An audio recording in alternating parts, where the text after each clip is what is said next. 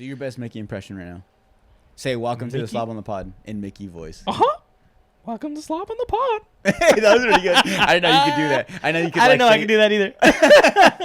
Okay. I'm colorblind. Let me see. Damn, our audio sounds pretty good. I don't even have to be that close. Audio sounds amazing. Welcome back to episode 46 of Blob on the Pop. I have Blob on the Pod. Blob on the clock. I have my other cousin. We have like a big huge family that's very talented and very they do like cool jobs. So we all have great smiles. That's another thing too. We're all pretty handsome. I get that a lot. Yeah. Like when they're like, "Wait, Brody's your cousin? Eric too?" Like you guys have great smiles. That's one thing. Great smiles and nice legs. Yeah, that's for sure. we got blessed with that. But I have my cousin Brody Meza. Brody Meza, welcome to Slob on the Pod. Thank you guys. Like most of the time I have people on, there's a reason. I'm just not like, oh, this guy he wanted to be on. Mm-hmm. Brody Meza is a firefighter in Yuma, Arizona. First off, it doesn't matter where you're a firefighter. Like that's just a crazy job for one. But and it just so happens to be 9/11. Yeah. So yeah, it was just crazy. Actually, we've been we planned it like 2 times and I canceled twice. It was all me. And then I was like, let's just do it this Saturday, not thinking anything of it. And then yesterday I was like, oh, tomorrow's 9/11. I was like, it's kind of works out, you know? Yeah. Talk to a fighter on 9/11.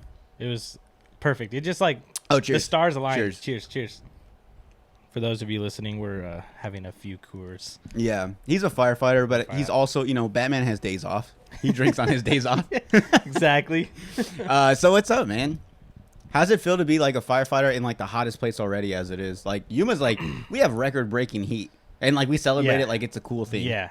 So, so just to put it in perspective, the night fires aren't bad. They're not bad because obviously it's at night. It's at night. But it's still pretty hot though, dude. Oh, it's real hot. So imagine the 100 so on our hottest day this year was maybe 117. It wasn't really that hot of a summer this year. Yeah. But it's funny though because you say that, but and then people in LA are like, dude, it hit 100, 100 and it hit 102 degrees. All of our 2 listeners. Oh yeah, I have one in Italy. Oh, yeah. So hola. I don't know how they say it in Italy. No, I was gonna say bonjour, but that's a whole different country. I know. But no, imagine. It's 117 dry heat, and then you got to put real thick clothing on. It's like putting obviously it's like putting a jacket and pants on. Yeah. And then a mask. So everything is, you don't get no airflow. Have they ever done a thing where what your temperature is with all that stuff on, just in a normal house or something? Just what your heat, all the body heat. I'm pretty sure that radiates in that suit. I don't know about the radiation, the heat. Your body, in there. In those rooms, it can get up to So when we went through the fire academy, the training, you cannot go higher than 900 degrees. After 900 degrees in a room, that's the suit starts melting. You have to cool it off for their for schooling. That's for safety. There you go. Oh, okay. And but I mean, but in actual fires, that's what we're not. Yeah, there's no It's just. You go if it's burning, it's burning. You gotta go. But there's no fire starters that are trying to set the temperature. Oh, I'm sorry, I don't need to get past 900. It's a little too hot. Can we turn it down? We can't go in there. Yeah, that's our job to turn it down. Mm-hmm. But no, it gets hot. It gets maybe 1500. I would say. Yeah. 15, possibly 1600. I don't know the exact numbers, but it gets hot. You can feel it in your suit, in your coat. Yeah. My super suit. No, I'm just kidding. It kind of is. No, it's amazing what those suits can. What is that made out of? What's that?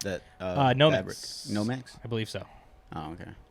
It's our brand. The brand is it's called Firedex. And it's fire retardant and all that stuff. Is there do they soak them in something so they don't catch on fire? Is that a thing? I don't know how they. That's crazy. Make them. I never looked into that, but I can look into that. I can get back at you with that. Yeah, please do. I will. All right, we'll pause it right here and then come back with that. We'll see you guys next episode on Slob on the Pod. Yeah, go figure that out right now. All my listeners, they don't want to. They want to find the solution, all this stuff, and they don't like being left on cliffhangers. Yeah, I'm gonna have to come back. We need a fact checker. fat checker? Or I want to fact get a checker? person that is like obese. So so I say, that's my fact checker. That's my And they're fact like, checker. are you calling him a fat? No, he's my fact. Like truth. That's my fat checker. I mean, fact checker. So it's just a coincidence that he happens to be overweight. Yeah. I mean, he wanted the job. He got it. He was the most qualified. Oh, man. That's so funny. But, and then also, so like, so when you're in like a house that's on fire, actually, no, going back to your academy thing. Okay. So all those buildings, they're meant to be caught on fire and then put out and like be able to be used. What's in those buildings? Because if you know, like my buddy Chris, he just went. Yeah. So Marcus, he's all like wet over it. So he's posting a lot of videos Yeah, in like Chris his and I training. go back way back, like lazy boys. like baby. No, not baby, but like 12, 13. We played baseball forever together. That's so crazy. But yeah. So he posted a lot of video when he was in it, and I was like, they would show like when they were like purposely lighting these places on fire so they could go do the training. Yeah. And I'm like, so like, are they burning up these buildings and then like after this class they got to rebuild them? So a lot of those, like the interior of those buildings, at least the one that we trained on, Pretty sure it's all it the was same. it was all metal. It was all metal. It's like huge Conex boxes that they turned into like little. But what catches on training fire facility. in there though? So they either put like haystacks or donated furniture. Oh, So like and light those on fire like yeah, old yeah, couches. because you can find like, I'm pretty sure you've seen like around Yuma, like people will put trash like their furniture out on the streets. Oh yeah. A lot of the instructors, they'll see that, or some people will donate that stuff instead of putting it on the street to the academies and stuff. Oh, that's cool. Yeah, it's pretty cool. But most of the time, it's like haystacks, or they'll just throw Easy wood. stuff. They harp on us a lot when I was in the fire academy to not put the fire out completely. We were just practicing on tactics on different ways to put the fire out. Yeah. And we would just do a quick little like a bank down or whatever tactic on putting the fire out. And they would yell at us to not put it out completely because it's a pain in the ass to relight it. to ignite. Well, I mean, you're just again. soaking it with water, so Yeah, so we would just do like quick little yeah things and like work on ventilation, like hydraulic ventilation, and it was cool. But during your training, did they ever were just like they light somewhere on fire and then just like, all right, you go inside and just feel what this feels like? They ever have you guys do that? Not in training. Oh, okay. When we would go, you know what? I lie. Yes, the very first time we went in, but the instructors had the nozzle. Oh, okay. And just in case, for safety purposes. Yeah. But we went in and they wanted to show us the difference between the thermal layering, which is like, obviously heat rises. Yeah. Well, like in movies when like the whole ceiling's on fire and the walls except for like the middle. And you see like the firefighters crawling or Yeah. like on their knees and stuff. That's real. Uh-huh. So like they had us going in on our knees, crawling in there, and then they had us stand up to feel the difference between the heat. Uh-huh.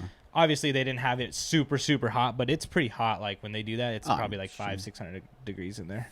So you can tell the difference between 600 degrees up here and like 300 degrees down here. Oh, okay. So it's like, it's a big difference. But yeah, they do a little bit of stuff like that. It's pretty cool. And when you have the suits on, do you feel the heat? Oh, yeah. Really? Oh, yeah.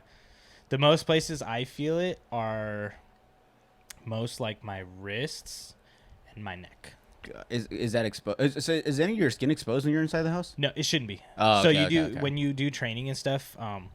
They do drills called donning and doffing your gear. I've seen TikToks where like people like time them. Yeah, like nerdy exactly. kids. So we do the time. We have to get it under 45 seconds for us. During the academy, we had to get it under a minute. Is that putting on and taking off, or is that putting Just on? putting on. Oh, okay. So you had to put it on under 45 seconds. But that's like everything, like boots.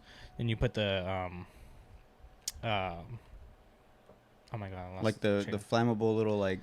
So you put Or what's it your called? pants on. Yeah. Suspenders. There you go. Suspenders. Oh, okay. And then you put your jacket on.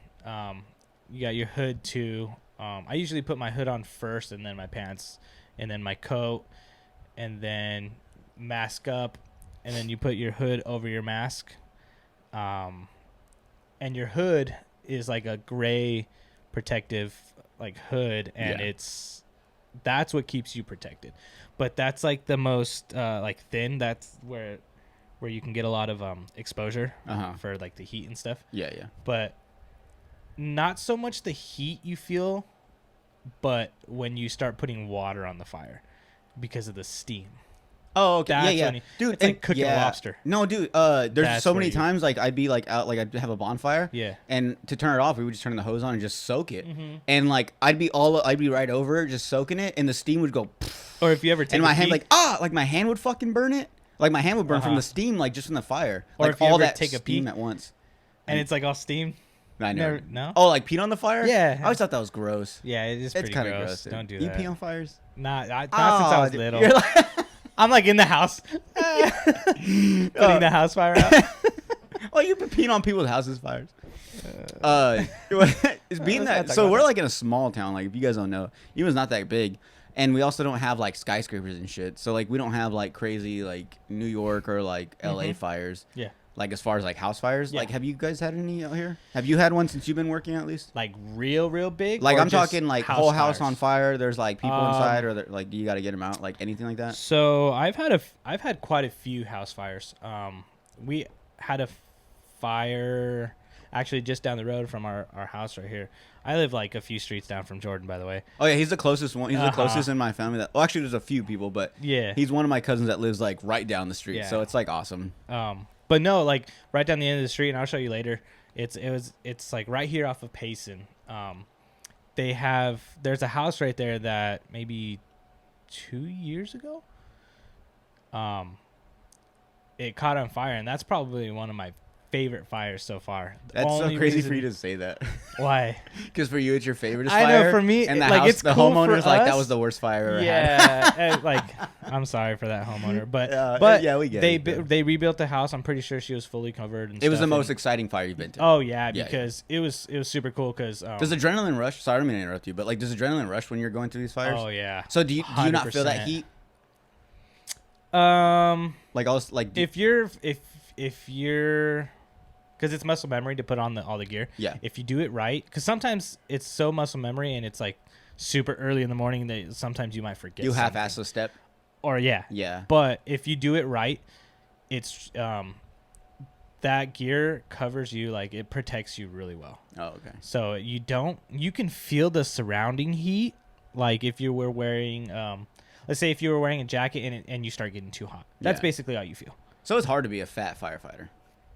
We got quite a few. I know. It's the same. But it's getting a lot better. When I was in the army, it was like that too. It's like, yeah, they're doing like a bunch of health things, and like a lot of people are getting like back in shape and everything. And yeah, I'm not the greatest in shape, but I'm in decent. No, you're pretty I'm fit though. I mean, I've seen you naked, so you're pretty good looking. I'm still waiting on my all Brody all year calendar. My calendar every month is just actually you. just started doing a shoot.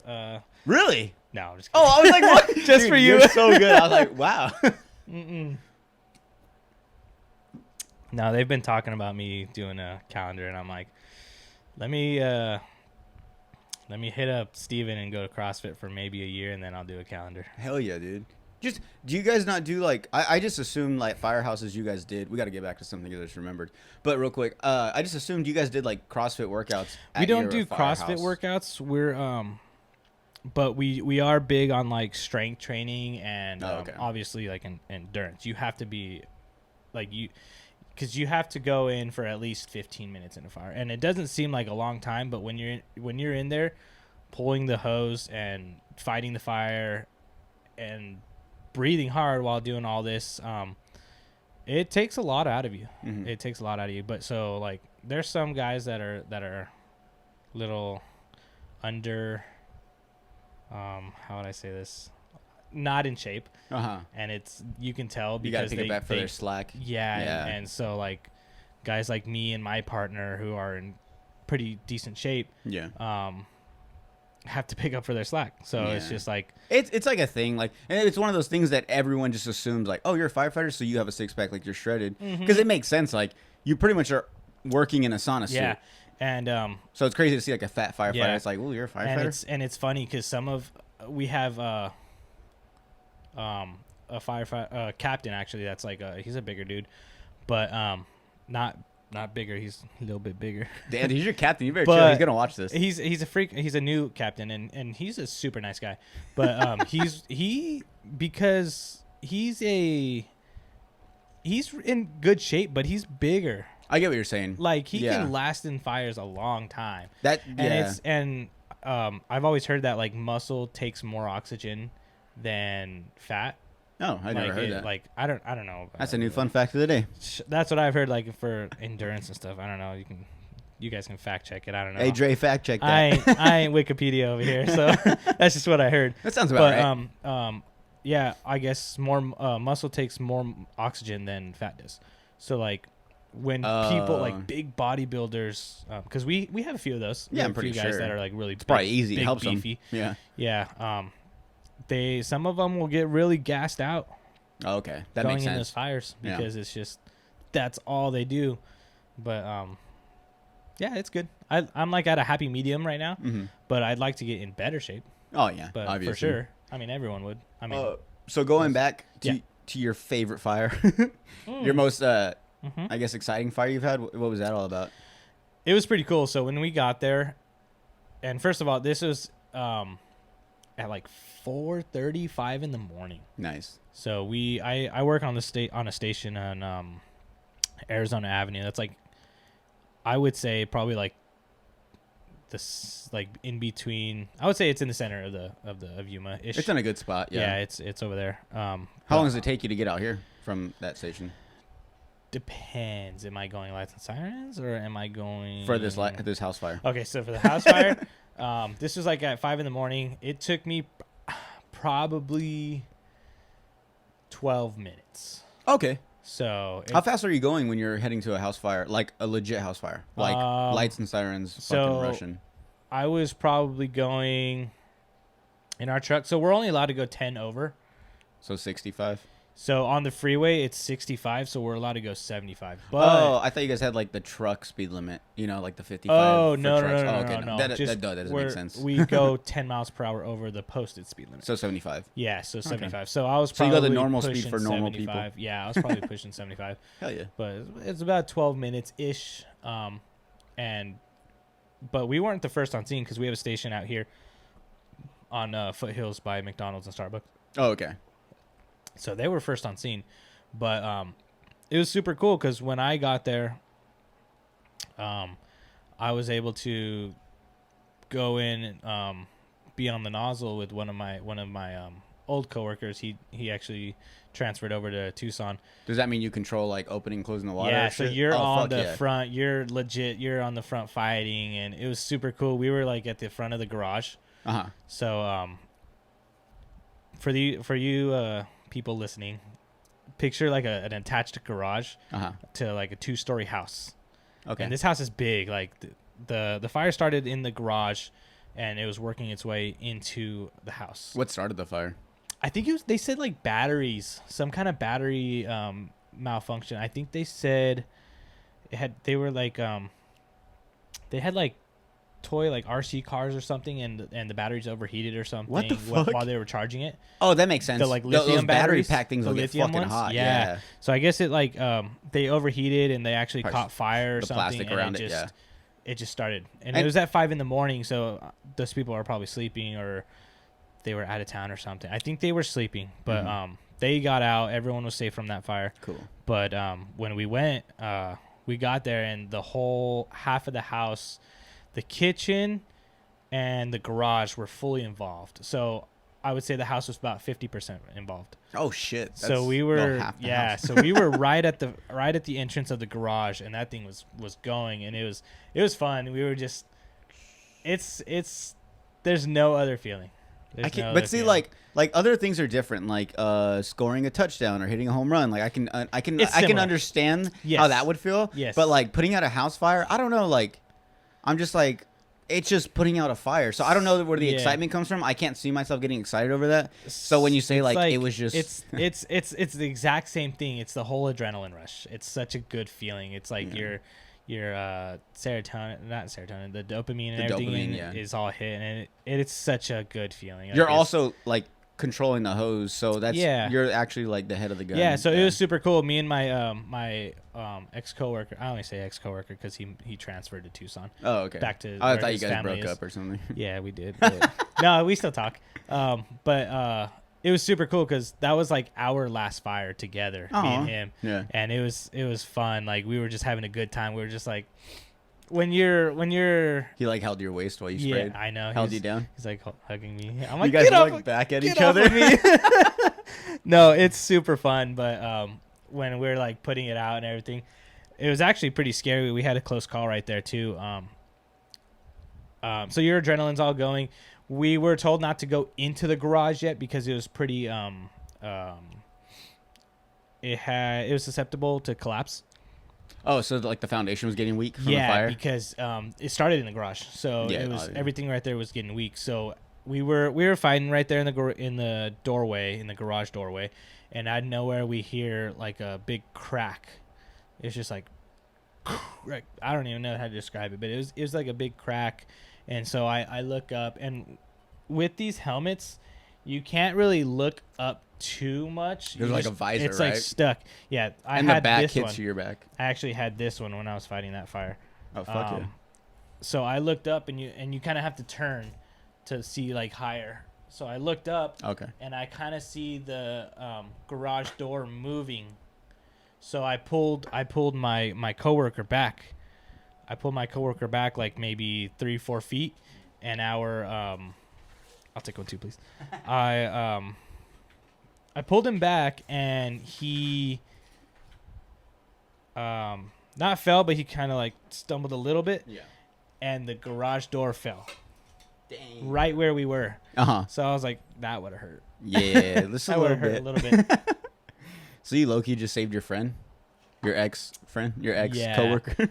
I don't want to say save him, but we go through little stuff like that all the time. Like, that's the thing too, is like in a job where you're doing, like you're constantly saving like your friends. So it gets to a point where it's like, oh my God, you saved so-and-so. It's like, yeah, but like we kind of do it like on a daily basis. Yeah. We're just kind of, it's just looking out for each other. It's not so much saving. And that's why you always hear like. Cheers for saving people. Cheers. Thank you, no, comadre. Mi suegra. Oh. She got this for me on one of my birthdays. It's a hard koozie that's like with the firefighter reflection on it that says my last name. But no, that's what's cool about it, because like you're with those guys just as much as you're with like your wife, almost even more, kids, like just about. You're with them for a third of your family. Exactly. So like you become brothers. It's so cool. It's like your crew is your crew, and you know how like being with guys are, like you can get like it can get heated sometimes, and then you can be like situations like that. You're all like, hey, thanks, bro. Like it comes. We were kind of like exactly like we were kind of talking about 9/11 earlier. Oh yeah. Yeah. I just saw a little bit of a different documentary, like. And like we were saying, they come out with new documentaries like all the time. Yeah. And I was watching like all the firefighters, and they weren't even like driving their trucks back because they're all like under the towers and stuff. Yeah. But they're all coming back, walking back, and everyone's just like hugging each other and like, it's just a big family. That's what's cool about it. Yeah.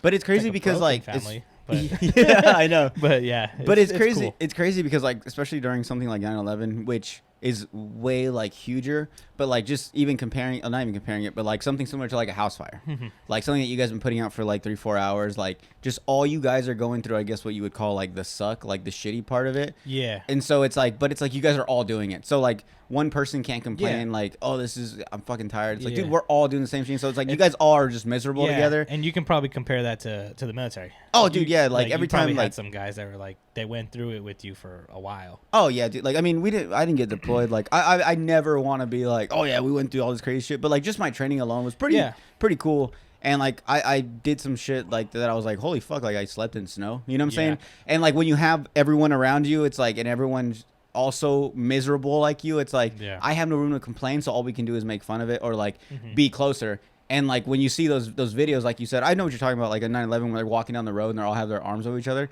Like they're all probably thinking like, dude, like what the fuck is going on? Yeah, We are supposed to be the people that everyone runs from the fire, and we go into it. Like, and they're all kind of just like, this is fucking crazy. Yeah, and watching those like little clips, because I only watched maybe 20 minutes of it, 15, 20 minutes of it.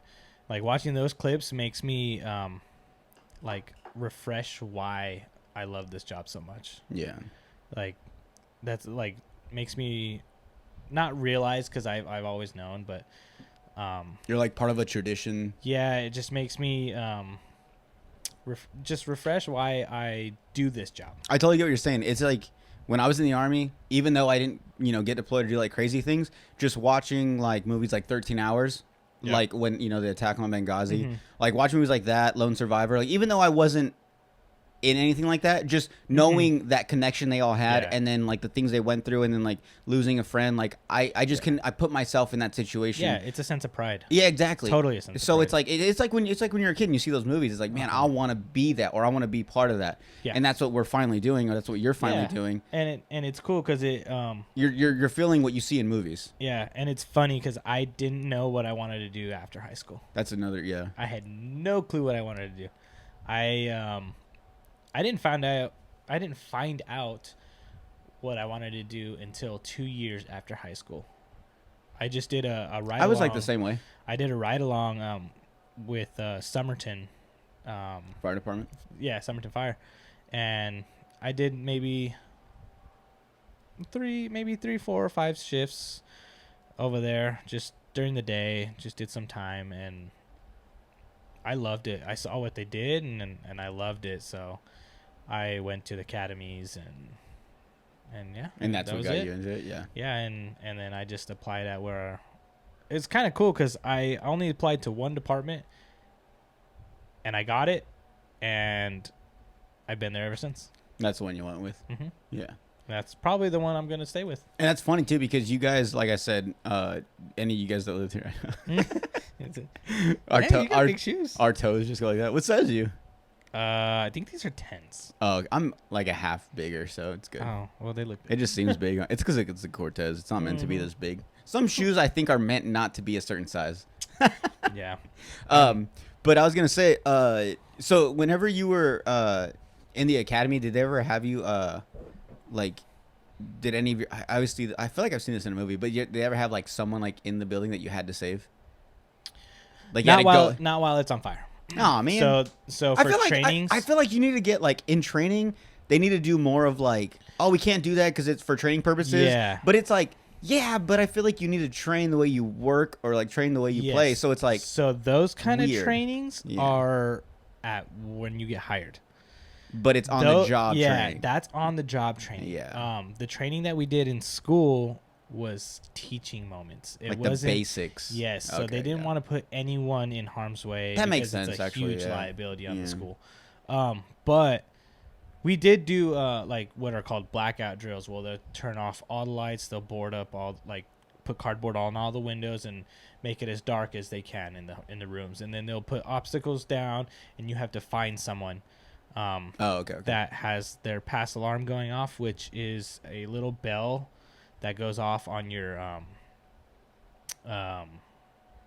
SCBA that alerts you when a firefighter's not moving. Oh shit. Yeah. So how does it know that though? Well, after like I don't know how long it is, maybe 10 seconds. The electronic alarm starts going off. It beeps at you, and it's loud. It's real loud. If someone falls? If someone's not moving. Oh, okay. So you'll see what we call vibrations. We call it the dance. You'll see people out there. If you see them like dancing, like moving, jumping up and down, it's usually because they're trying to turn off their alarm. Which all they really have to do is grab this little thing and go like that. So it's just off motion. Yeah, it's off motion. That's cool. And you guys have that all the time, like when you're working, like in fires. So as long as your SCBA, which is the self-contained breathing apparatus. I had just for those people that don't know what an SCBA is. Because I don't even know what that is. It's our air pack that we wear when we go into. Is it the tank? The tank. Okay, cool. Yeah, that we wear when we go into fires and stuff, or ideal H atmospheres, which are I don't even remember the acronym for that. Yeah, there's so many in like a lot of jobs. Many. It's hard to remember what they stand for. When you go into a place where it's bad to breathe in toxic Oh, okay. stuff. Like chemicals and shit. Yeah. Probably like people like crackheads starting like fires from cooking meth. Yeah. So, well, anything. Like oh, I've had a boat fire. Like it was like a little. It was one of those bigger boats that like had the little like kitchen and stuff inside underneath. But it was like old and abandoned, and there was a meth house in there. Nice. This was like hell yeah. This was probably like 3 years ago. Where was this? Down. I was gonna say, where do we have a lake at? How far? This was on the west side for sure.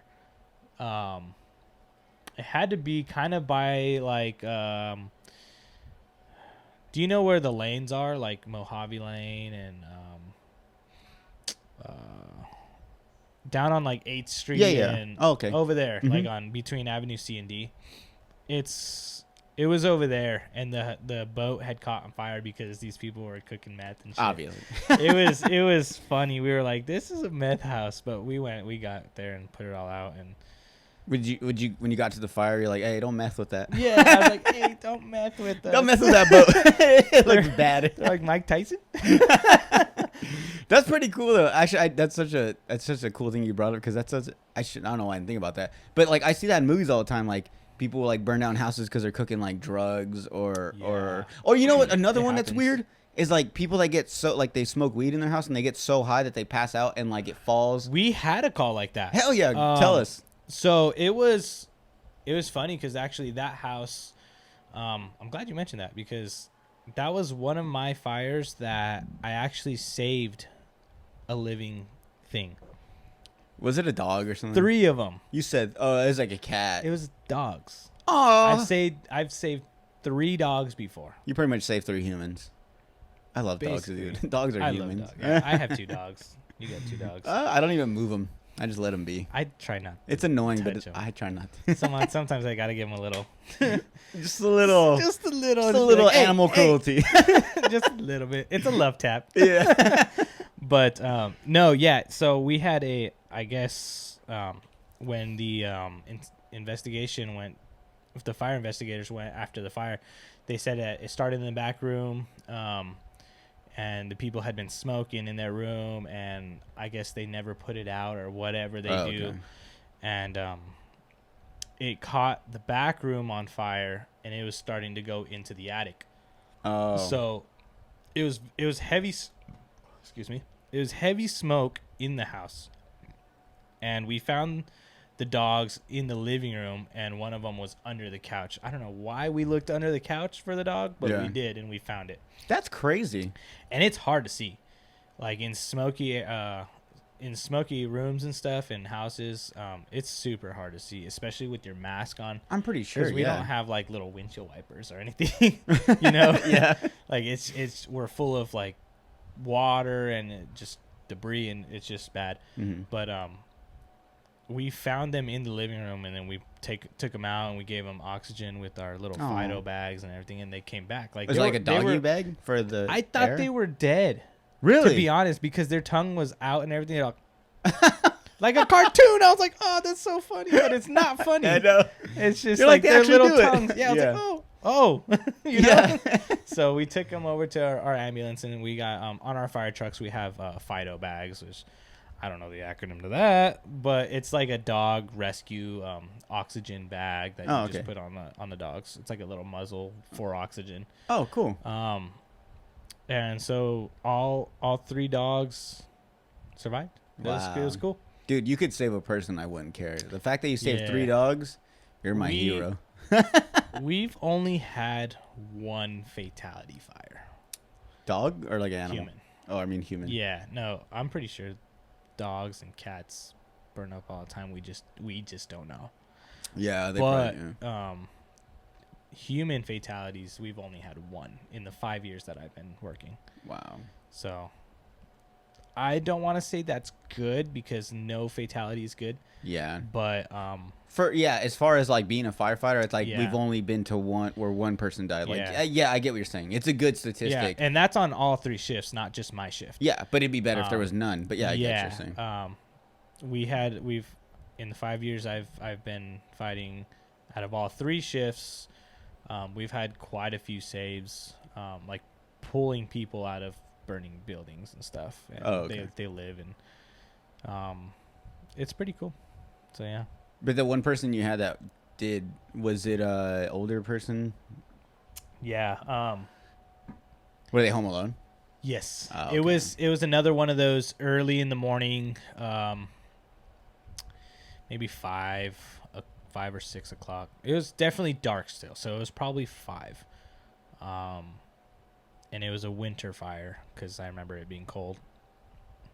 And it's not like East Coast cold, but it's cold. Yeah, for us, it's cold. It's pretty cool. But we got there, and okay, let me backtrack.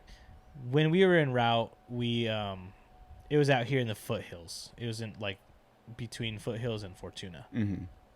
It was a house that went out as fully involved. So when we hear fully involved, we're like, oh shit, it could be real. Or it could just be nothing. But when we hear that we received multiple 911s, that's when we're like, oh, okay, no, this is legit. So we got there. The other engine from the station out here on Foothills, they were like, oh yeah, engine 10 on scene, fully involved house. Neighbors are stating that someone could be home. We're going to be doing an aggressive attack, transitional attack, trying to do a rescue. So when we heard that, we were like, oh no, like that's tough, because one indicators that people that could be home are obviously their cars, and then their neighbors. Those are super good indicators that say like someone's could be home. Oh, okay. So like most firefighters' motto is save lives and protect property. But save lives is on like the number one. That's priority. That's our priority. And so those guys were trying their best. And I know that captain, he's super aggressive. So I know they were fighting hard before we got there. And then when we got there, we were just finishing up, basically, finishing the house fire, putting the rest of it out and everything. And so we had like a good 45-minute search for this guy after all the fire was out. So we looked everywhere, and so I actually found the guy. Mm-hmm. And it was such a weird feeling. I didn't know how to react. I went to like where could possibly be the like the office in like a motorhome, like a single wide mobile home. Yeah. And there was like there was a chair, like a work chair, a desk chair. So I pulled that off and then pulled a few other things. And first thing I saw, his genital area. Wow. Yeah, and I was like, oh yeah. That stayed intact, like getting it burnt? I was like, that's a penis. That's a penis. Yeah, that's a penis. And I was like, that's a guy penis. So then I moved a little bit more things just to make sure that it was him. Yeah. And I saw his gold ring. Oh, and okay. I was like, all right, guys, I found him. He's over here. So then the cops came, took pictures, and I didn't want to move anything else, and I left. And I was like, damn, that's crazy. Was he was all burnt up, or was he still like kind of intact? Like his? No, he was. So I don't want to like describe it all crazy because it's not normal for people to see that. But yeah, it was just like cooked meat. It was like burnt. Yeah. Let's say tenderloin. Okay. It was just like, and he was hard, like. Oh, that's so weird. His body was all charred and stuff. That was the first time you ever seen like an actual burnt body, or like a dead body in general. Yeah. No, dead bodies. My first day, but just different ones. Okay, that was your first burnt body. Yeah, and it was crazy. It was like because I found him. That's what I was like. Oh, okay, that's. Now I wasn't expecting to find him. It's like you want to find him, but you get seen how you don't want to find him. You don't want to be the one to find him. And I was the one who found him. Yeah, that's scary. It was like, it was trippy, but yeah. No, I mean, we talked about it, moved on.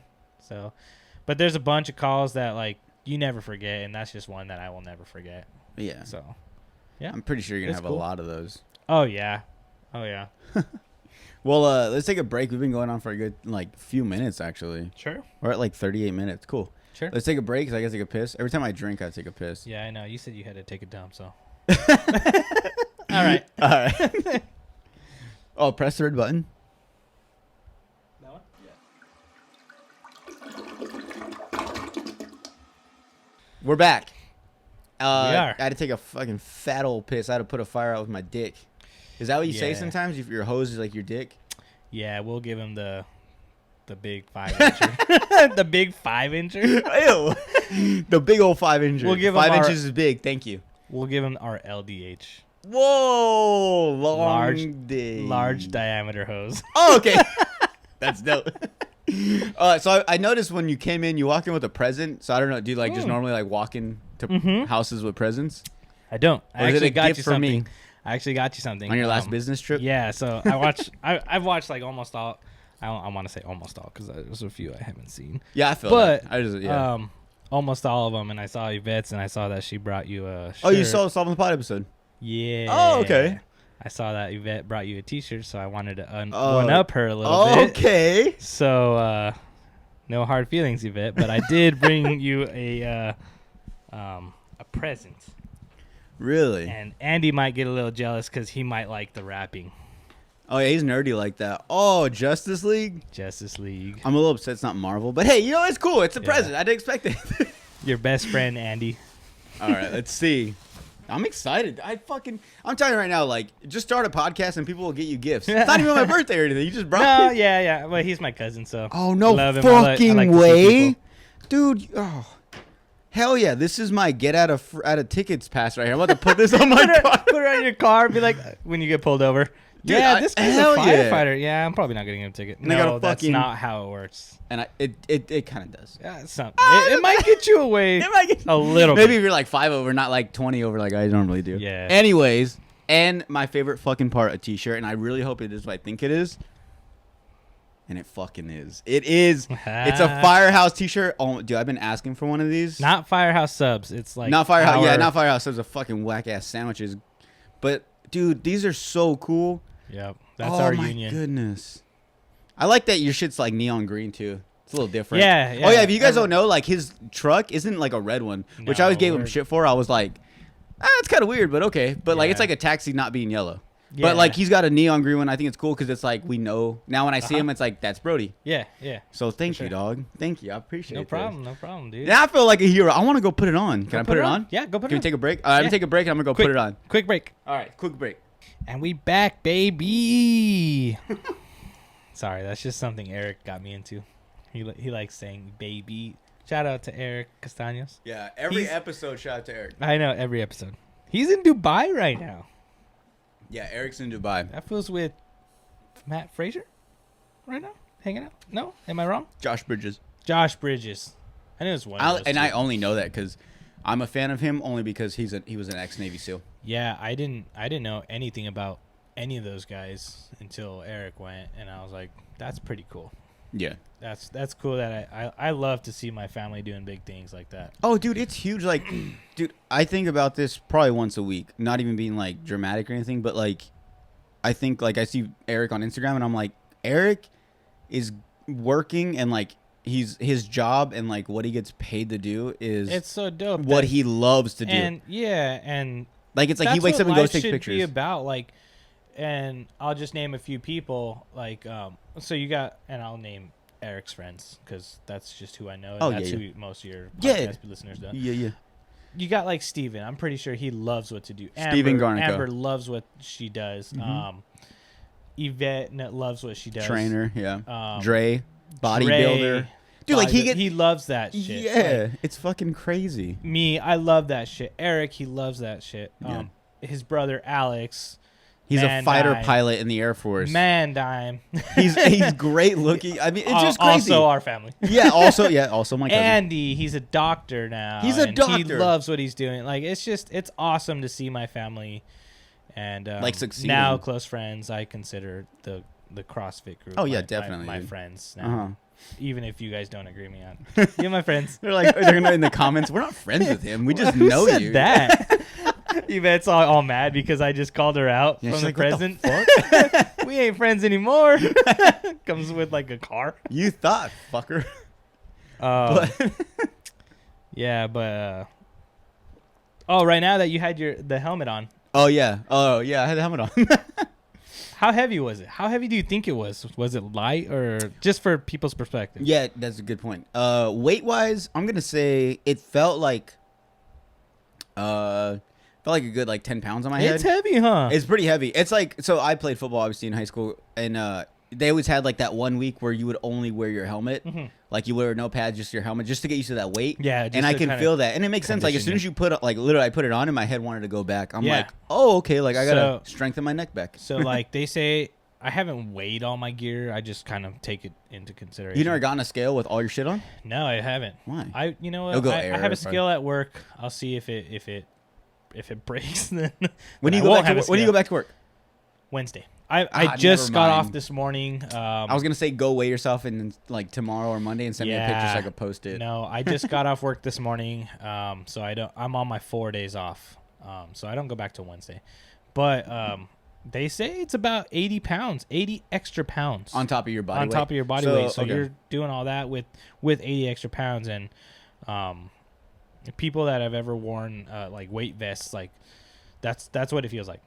That's what it feels like, but you're also got your mask on, you got your stuff, your helmet on, and it's just hot. Yeah. But, in time though, you kind of just get used to it. Oh right? yeah.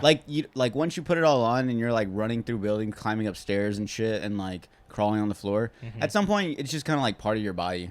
Yeah. And I'm only saying I'm not a firefighter, but I'm only saying that because like when I was in the military, like just having like all that gear on us, carrying the weapons, carrying all the extra ammo, like all that weight, like. Once you put it on, like it adds a good 50 pounds. It's like heavy. At first, you're like, oh god, but then after a while, you're just kind of like comfy with it. Yeah, like it's just part of you. You build all those little muscles that you don't know. Exactly. And like it's all those little muscles that you don't really necessarily work out. Yeah. It's just like twisting motions and like reaching. We do a lot of ceiling pulls. Mm-hmm. Shoulders, building shoulders. Yeah. So like it's just stuff like that just comes natural, and stuff that the weight while wearing it just over time it just comes easier. Yeah, it's just natural. Something I kind of want to get into, and I wanted to get into in the very beginning just to get it out the way, because I know it's probably tough. But what's the most like traumatic call you've been to? Something that really stuck in your head, kind of took you a few days to process, kind of at the moment probably shock you, like oh shit, like this is happening, and then you had to kind of get back and like do work. But like, you've ever had like a traumatic call? Yeah. So I've had multiple calls.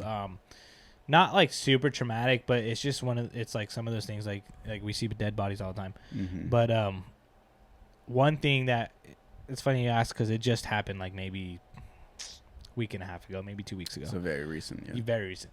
And that's why it's like super fresh in my mind right now.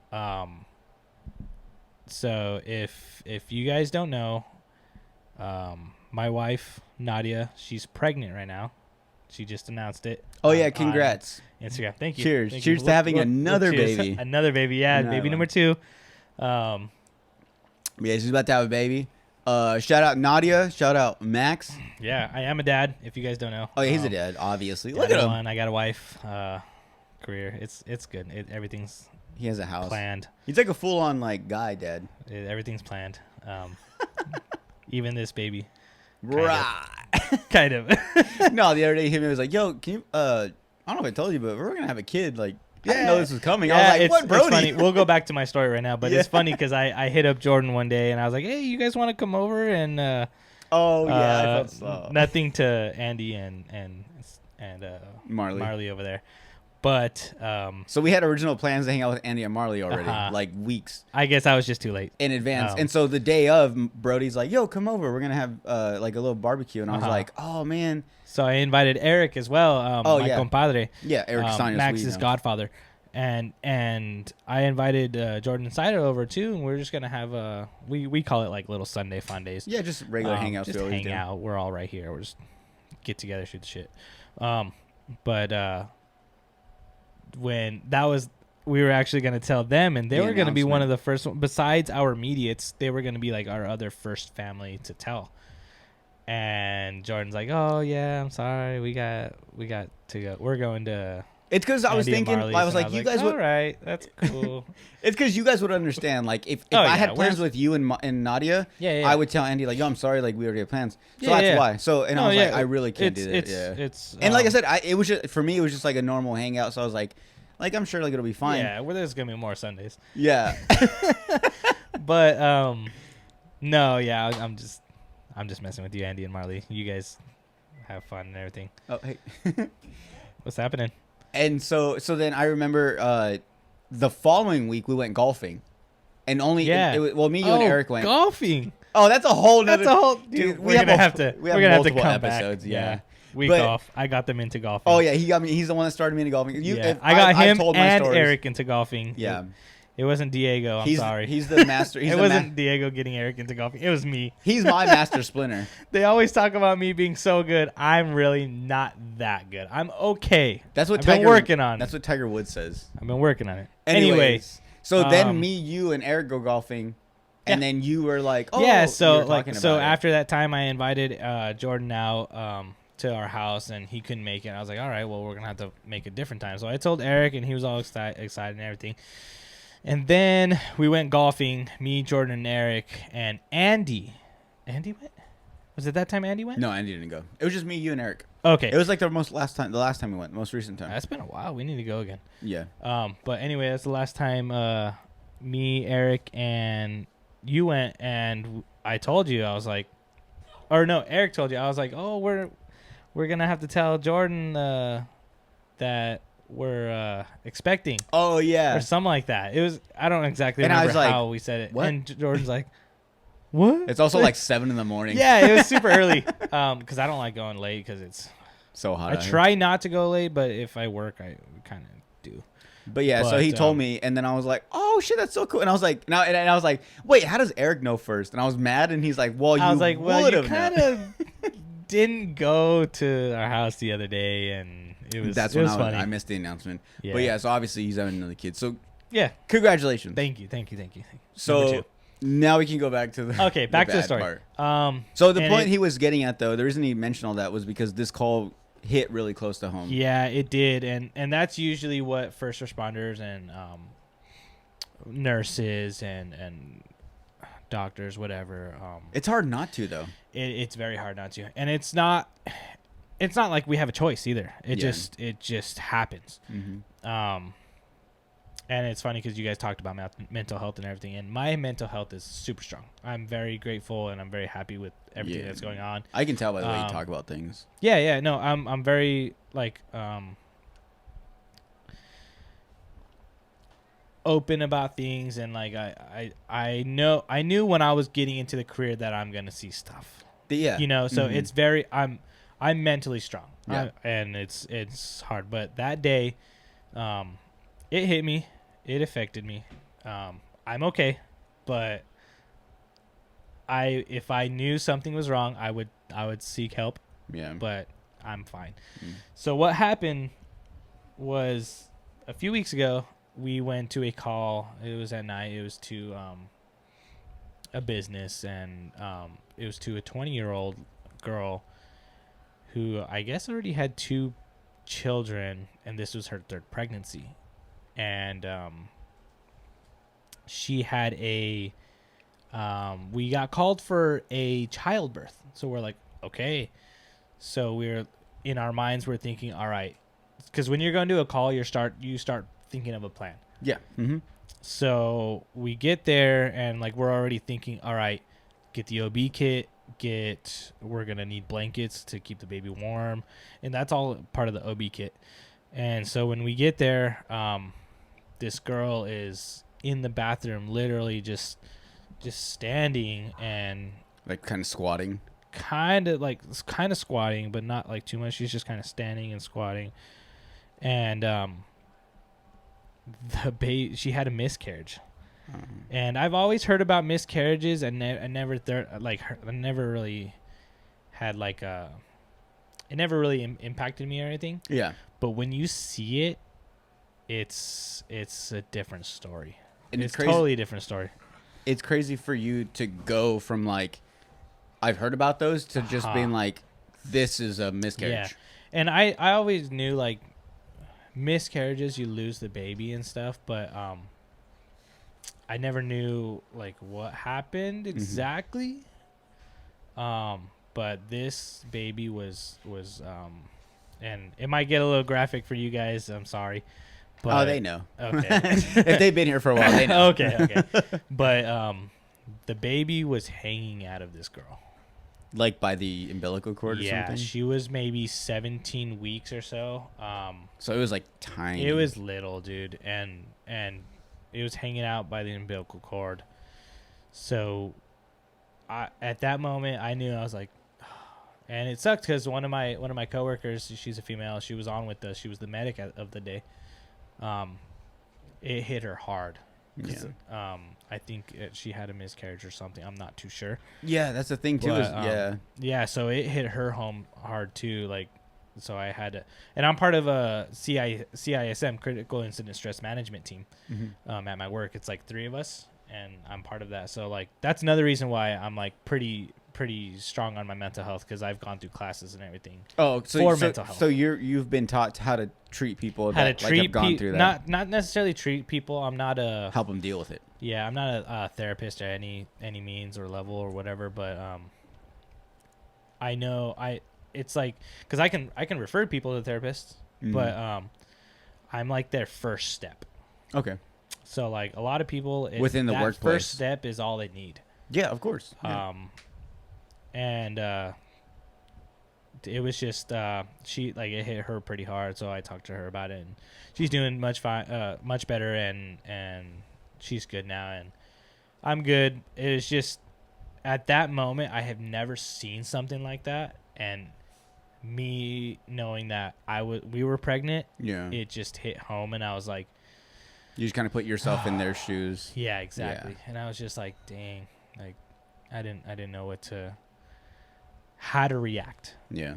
And it's crazy because you see us going in with adrenaline, like we think we're getting a childbirth, and you want to like an exciting moment. Exactly. Yeah, like we're about to give birth to a baby. Exactly. Yeah, it's like it could be something great. Yeah. And then out of nowhere, boom, it just hits you like that, and it's just like, wow, like all of us, you can totally tell. Like I looked around at my crew, and I was like, and I saw all of their eyes and all of like their reactions. They were kind of just like, oh. They were like, oh, yeah, that's what happened.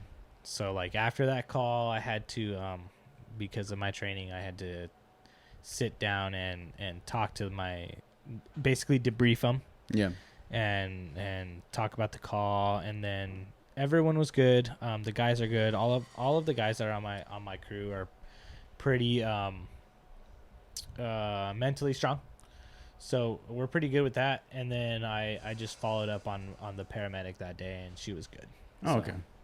That was probably my most traumatic, and it's probably not like super traumatic to most people. It's just, for me, it kind of hit home only because that's just something like you never want that to happen. Of course, yeah. Like that's just, and it happens to a lot. And I hate to say like because I'm not the only one that has ever seen that. Yeah. And that's not the only time that's ever happened to someone, you know? But it was just like, for me, not ever seeing that. Yeah. It was just like a whole new call. I think what's crazy is because you think about it, like you go in as a firefighter. Yeah, of course you expect like not every call is going to be a house fire. It's going to be medical or something. So it's like, as a firefighter, it's not something you would expect. Yeah. It's not something that you go to a house and like, oh, so there's a chance like this could happen. Like maybe like an ambulance driver or like something more in that medical field. We do it all. That's what I'm saying. So we're ambulance. Like yesterday, I was on the ambulance. Yeah, but what I'm saying is like that's not your, I guess, like your main job. So when I got into the job, no, I went in for fire. Yeah, exactly. I actually didn't know I had to do medical until I was in the fire academy, and they were like, "Oh yeah, you got to go through EMT academy." Dude, honestly, that's what and I was like, made me not want to do it. Dude, I swear. Chris was telling me like the whole thing is like, yeah, I got to take like these medical response classes or like whatever this like shit is. And I was like, oh wait, you have to. I was like, nah, never mind. Yeah. I was like, nah. I thought I was gonna put out fires and then save people out of the house. I didn't know I was gonna like go have to give CPR or go have to help someone that has like a fucking knife in their forehead. Yeah. You know what I'm saying? Like and it makes sense. Like whoever's the closest, you can get there. And like you guys have the training if an ambulance or medical isn't there. So it blows my mind when I'm like, oh fuck, like you do more than just put out fires. And like I said, I think for you, we're all around. Yeah, and so for you, it's like you go in and it's like, holy shit. Like I just saw a miscarriage. I saw a baby that was at, what you just say, like 7 months, 5 months, or like really like. They were, I think the baby was. Oh, you said 17 or 18 weeks. Weeks. My bad. Weeks. Super young, like tiny. Yeah. So and that's something I only see in like movies. Because when that happened, we were like 11 weeks. So I was like, it was kind of close to where we were. Right now, I think we're about 13, 14 weeks. Yeah. So. But yeah, like I've seen pictures of like what abortions look like, how the babies look when they come out, and it's like to see that in a picture, and I know what it looks like. Like I fucking see it in my head. It's one thing when I saw when I was little, I was like, it was like, oh shit, that's what it looks like when it's that small.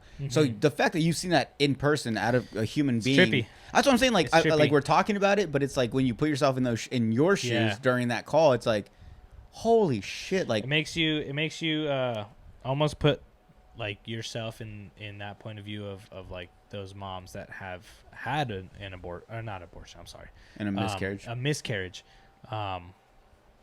And that sucks. Yeah, it sucks. Like because, like you said, that's not the first time it's happened. No, it's not the first time it's happened to anyone. But for that mom, it was the first time it happened to her. Yeah. And that was her third kid, and she already had 2. And if that has ever happened to anyone, that sucks. Like I'm sorry for that. Like that sucks. Yeah. But I mean, that was probably my most traumatic time. But so we're good. My crew's good. I follow up on them. I followed up on them for like maybe 2-3 weeks. So okay, it's good. Everything's good. So with all your training, do you ever like? I mean, because you do quite a bit. Like the fact that you can go to a call and be like, okay, we're gonna help this woman give birth. You guys go through some crazy training. So are you guys like at a level almost like a little bit more than a nurse? No. You get what I'm saying, though? Yes. Because the fact that you have training that you can show up and be like, okay, this woman's about to give birth. Okay, put your legs this way. We're going to do this. Like, the fact that you guys have this knowledge, that's kind of crazy that you can't just translate into, like, at least a nurse or something. So there's a few different levels. So, like, Amber, she's an L&D nurse. You watched that episode? I did. Episode 45. I watched most of it. Thank you. Shout out to Amber. You got pretty far, though, if you said that. Thank you. Dude, you're so loyal. Thank you. I'm loyal. That's because I love you, brother. Love you. You're my cousin.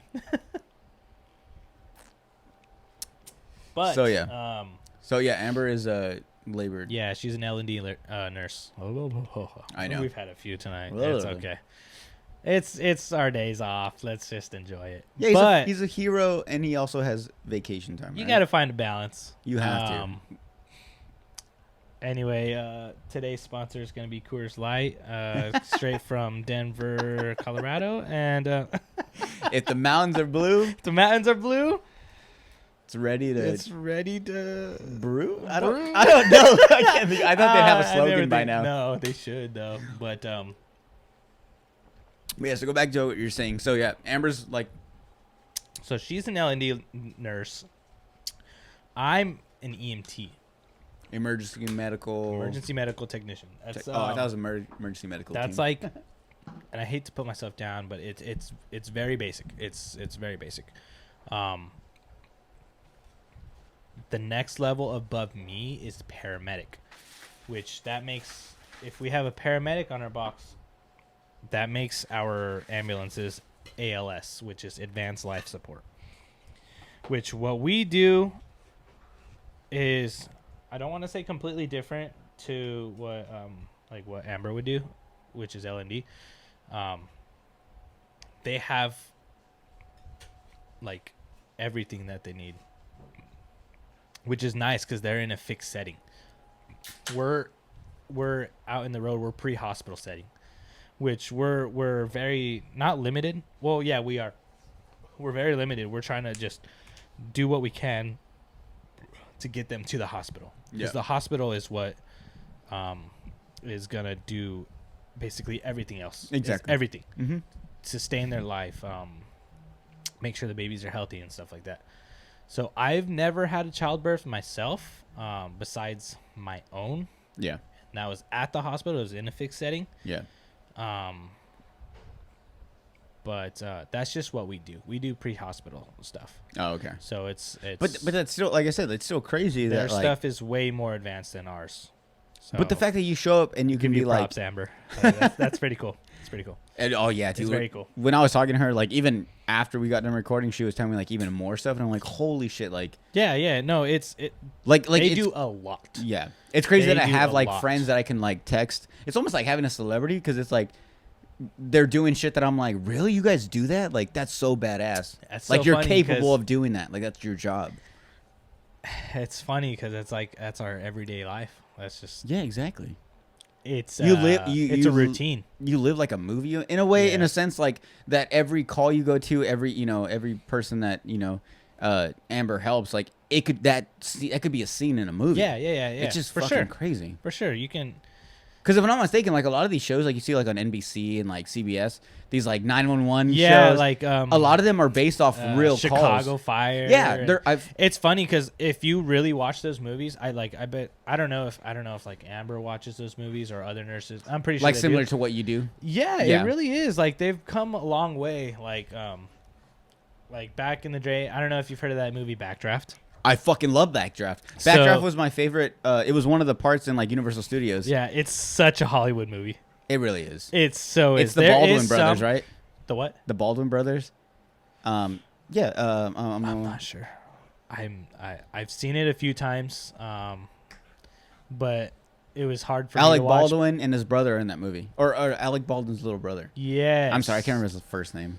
Anyways, but yeah, or Backdraft. like Ladder 49. I don't think I've seen that one. Oh, that's a good one. It's with Joaquin Phoenix and I think John Travolta. Oh wow, I need to watch that. Yeah, it's pretty good. Oh wait, that's the 9/11 one, right? No, that's with Nicolas Cage. Yes, There's that a one is. I think so. Yeah. I'm not sure. Okay. Don't quote me on that. Yeah, But, you know what my favorite firefighter movie is? No. I don't know. I thought you were gonna. I thought you were like, No, oh, damn, I you was got it. actually thinking. I was like, no, I don't know. Chuck and Larry. Adam I Sandler. love Adam Sandler. Dude, that He is movie. I think my favorite movie is 50 First Dates. Yeah, yes, thank you. That's 50 First mine. Dates. That's my favorite. You know one. what's crazy? So like, And the soundtrack. The soundtrack is amazing. That and then Amber like of the 311? resort. Yeah, Dude, that's such a good song. like Ziggy Marley, Oh, Bob yeah. Marley, like all those songs. No Doubt, Pink, Yeah. like they all have like their. Oh, dude. Oh, Anyways, yeah. but yeah, so that's like, dude, Chuck and Larry having fun. Was it no fun with Chuck you and know Larry? what? I've seen bits and pieces of Chuck and Larry. Yeah, I you am told me that. Really, really bad at movies. No, you're really, really bad bad at at movies. non-Disney movies. That's what it is. Because The only reason why I'm really good at Disney movies is because it's always on at my house. If you guys don't know, Brody and his wife and their kids, soon to be kids, they're huge Disney fans. And like, I like to go to Disney, but these people love to go to Disney. Like, We're actually going in a few months. really? Yeah, we're It's going time. in October Oh, no way. or November. Sorry, Hell yeah. I think I might go in October, but I'm not sure. Do your best Mickey impression right now. Say, welcome to the Mickey? Slob on the Pod in Mickey voice. Welcome to Slop on the Pod. Hey, that was really good. I didn't know you could do that. I know you could. I didn't know I say- could do that either. Well, yeah, he's also, dude. I'm telling you, that's the thing that's cool about you is like you're like low key, like you have like a lot of Yeah, we do a lot like of on top stuff. of being Like, on top of being a firefighter, he can do like Mickey voices. I'm not. He could be a beatboxer. Jack of all trades, master of none. You really are. No, You no, really that's are. not me. Every No, day I you're just telling like me having everything. different hobbies, and what I do outside of work is what like I just want to enjoy it, What does a firefighter do? That's what they do. Like, they enjoy their time off. Little because hobbies. that's the last thing you want to do is think about work. I'm pretty sure nurses are the same thing. Oh yeah. Like they're at work and they get home too, and that's the last thing they want to think of is work. Mm. And that's just like something that gets me off my mind is trips, golf. I love golf. Oh yeah, I love golf. It's so frustrating, but it's also so relaxing. I think some of my best times going golfing is by myself. Yeah, you say that. You say that. I've never gone golfing and by that's myself. some of the best rounds I've ever hit. And people say that I'm a liar. No, but because no one witnessed it. But it's just like when you're by yourself, you need that alone time sometimes. Mm-hmm. And it's just when like I'm focused on something else because in high school I was very competitive when it came to baseball and stuff. Like I played baseball my whole life, and after high school I didn't have any other thing I really competed in. Okay. And it's not that I competed in, but like golf, I'm almost competing against myself. Yeah. Because I can always do better. Anyone can always do better in golf. The last game you played, you and try to get a better it's score. fun. Yeah. That's why it's fun, but it's so frustrating. Yeah. And it's so funny. It's so funny because like you have such a like high stressful job, and it's funny that your opposite or your hobby would be a chill golfing. Yeah. You know what I'm saying? Like the most calmest thing ever. Yeah. Which we've played. Yeah. And so I can see there's times where you get frustrated, your blood pressure can rise. But at the same time, it's like it's fucking golf. Like and then it's like I see you and I'm like, you're a firefighter. Like you know what I'm saying? Like you rush into house. Golf is like my least. It's a different type of stress. It's like your yoga. You're like it's totally a yoga thing, and it's my zen. It's totally a different type of stress, but it's so fun, and I'm so glad I got you guys into it because it's just now we can all do I it. have more people I can go with. Yeah. At first it was like just me and JC, and there's nothing wrong with that. Me, JC, and Nizzle's boyfriend Eddie with the father-in-law. Yeah, and it's so cool because they're way better than I am. I'm dissing myself a lot. Like I have I'm okay.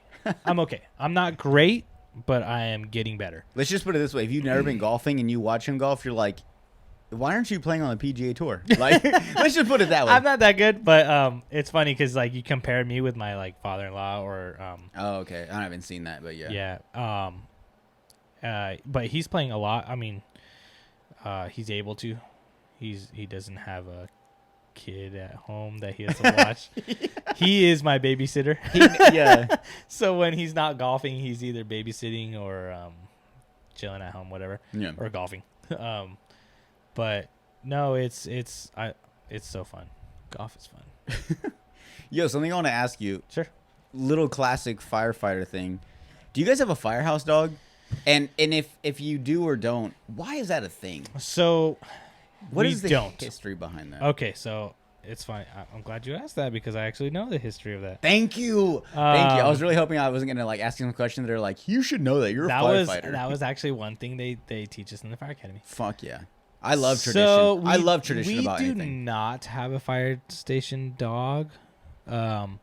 We do have like a little mascot that we would take to like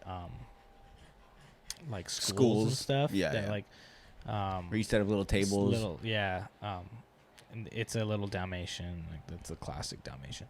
So the history behind that is Dalmatians would act, or not necessarily Dalmatians, but Dalmatians just became the dog of the fire. Oh, okay. Department, whatever. But they were just like, yeah, that dog will do. Yeah, like nothing behind it. Yeah. So back in the day, before they had like GPS or knew where the fire was, because they didn't have phones back then and stuff like that, dogs would actually lead the horses. Sure. To the fires. Yeah. So that's where the dogs came in. Hell yeah. Play. So it was almost like they were. It's like if like a canine. Exactly. Like dogs with the cops. Exactly. They would like sense where they would smell where the fire was, or I don't know how, but that's the history behind that. The dogs would lead the horses because the horses were carrying the cages that had hoses, that had big trailers, that like 20 guys would be on the trailers pumping water to put out the fire. That's fucking badass. So, but at this point, like, how come you guys can't still use dogs? Like, how come like they don't make like a fire retardant suit for the dogs that you guys can put? Like, you guys can't train the dogs to like sniff out someone during a fire. And I get how that sounds impossible because there's so many smells going on. They're like, here, like, they're like the dog inside's like all it smells is like burning meat and it smells good. I can't smell the actual person's cologne or their scent. So I guess that makes sense. But like. Technology. I feel like that would help. I know, but do you guys have anything that you guys work with that's like some crazy like helps you find people, or is it just a flashlight in the fucking fire? Yes, we have stuff that's called and you've probably heard of it. We call them TICs, thermal imaging cameras. So like but like, how does that work though? Because everything else is hotter, doesn't it catch? So check this out. So if you get to a house and you see that smoke is showing from the like attic or something, but there's no fire. So you go in and it looks like a normal house, kind of smoky in the house, but there's no fire. We'll get the TIC, which is the thermal imaging camera, and we'll start searching for the fire. So those thermal imaging cameras will see through walls and stuff and show us where our hot spots are. Gotcha. So we'll go through the house and search. Once we find the hottest point, we'll pull ceiling, and then we'll find the fire. Pull ceiling. What do you mean by that? So we have what are called pike poles, the tools that we use. They have little hooks, but they have a fork. Yeah. So they have like a fork, or they have like claws like that. We'll pull ceiling like this. It's usually just like gypsum or something. Okay. And we'll pull it, and then usually the fire's like right there. Gotcha. It's so cool because what we'll do from the past, like I used to just spray it like normal, like with the like solid stream or whatever. Yeah. But now I'll put the nozzle higher. I'll open it up and put it to like a fog pattern, like a broken stream, like shower, like a spray. Exactly, like shower. Yeah. Like on your nozzles, you got like jet. Oh, the stupid one. On your garden the one hoses? That goes like laser straight. You got like jet, which is good for like spraying off your porch or whatever. Yeah. And then you got or like shooting a target. Like, you got like, and then you got like cone. Where it's like a cone. Yeah. So we have the cone as well. You just adjust it. Up. Okay. Yeah. And it I've opens seen that, up. Yeah. Mm-hmm. But ours is like super pressurized. Obviously. Yeah. So I'll do that. I'll open it up just a little bit, so it's got like a little bit of a cone, not like crazy, and then I'll put it up there and I'll just kind of move it, and then that usually disperses all the water and steam takes over and it puts it out. Oh, okay. But yeah. So that's what the TIC does. I don't know where we were going with that. I was talking about the dogs. Why you guys don't use dogs, but you're like, no, we use this thing. Yeah. So I know where this is dogs, going. Yeah. So I have you said you have a few questions for me. I do. Before we get to the questions, can we take a break? Yeah, for sure. Okay. Are you breaking the seal? I am. Wow. I am. I haven't broken the seal yet. Jordan's broken it twice, but I haven't broken the seal. All right, we'll take a break. Really needing a bathroom break. All right. All right, we're back from another fucking piss break. Because I guess we're just two pregnant women that have to piss every 10 seconds. It felt like, I know we don't take breaks that often, but like when I do take breaks, I'm like, God damn, like, I wonder if people are getting tired of this. It's like probably 2 breaks, 3 breaks at most in the episode. I like your little break thing that you put up, though, on YouTube. What do you mean? Because it's just like a little... Oh. That's how I could describe it as like sound noise. Like yeah. So what are these questions you had for me? Okay. Because so I always like... Hold on, real quick. I always, for any of you future guests that ever come on, I love when I get questions asked. Like, I like when my guests ask questions, because then it's not just me, like, I have all these questions I want to ask, obviously. And then it's like, but it's nice when you come when it's like, I have some questions for you. You know what I'm saying? And it's cool because it's like, I'm putting you on the spot, now put me on the spot. So thank you for this. Thank you for doing some research or whatever. The first one is a more of just a funny one. I saw it. I saw this question be asked in a different podcast, and they're cracking up. Is it a would you rather? No, it's here. All right. It says, when you shower, do you wash your legs, or do you just let gravity take over? You know what's so funny is It's just so funny because I thought about that and I was like, I bet you people do just let gravity take over, and I'm like, that's so funny, and they were cracking up, and I was like, I'm gonna ask Jordan that. So the question is, when you shower, do you wash your legs, like legit go all the way down, like wash your toes and everything, or do you just let gravity take over? Dude, I love this question because it's gonna expose more. Like, I'm really open as far as like I'll say everything. Like, I'll fucking like I do this and that. Yeah. So like I love this because now you guys are gonna get it. But I'm not like dirty. But like for the most part, it's, and I don't know if it's me being lazy, but like I wash to my knees. I scrub every part of my body from head to knee. Once I get to about my knees, I'm like, it's good down there. Like, I'm sure I'm not going to be, like, hooking up. Yeah. Like, hooking up. I'm going to have a girlfriend. I was going to say hooking up with my girlfriend. Hooking up. Let's close the door so Sida isn't here. I'm pretty sure I'm not going to be, like, you know, with my girl and, like, she's going to be like, oh, my God, like, your shin stinks. You know what I'm saying? Like, okay. And, like, even my feet, I just assume as I shower, gravity takes over. Gravity takes over, and, like, the soap just goes in between my toes for me. And like, but like I'll scrub the bottom of my feet, but like the top and like my knees and my shins and like my calves, I don't really do that unless like I do like a hard working job where I had like I'm sweating a lot. Yeah. So so that's a great question. And there are showers where I'm just like, okay, well I just want to feel fresh, and so you don't legit like wash everything, you know? Exactly, like a body shower, just kind of like a rinse. For sure. Rinse. Yeah, I do that occasionally. Like if I. Like in the mornings, I get on to Nadia all the time about this. I'm like, you don't shower in the morning? Dude, I don't either. I shower. You told me this too. We talked about this. I think we did talk about this. So I shower every morning. Every single morning. That's how I wake up. That's like. And you know what? That makes sense.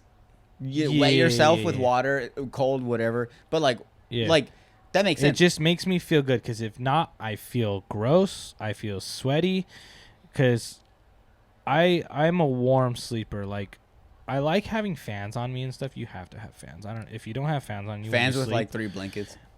Exactly. If you don't have fans on you, even during the summer, even in the winter, you mean? Even in the winter. The winter specifically. Well, I was saying summer like blankets. But winter fans. Yeah. Yeah. But you have to have fans but if you don't shower in the morning, I feel like I'm like sweaty and. Okay, so I don't know if this is real, but so Sida says when you sleep, you release toxins from your sleep.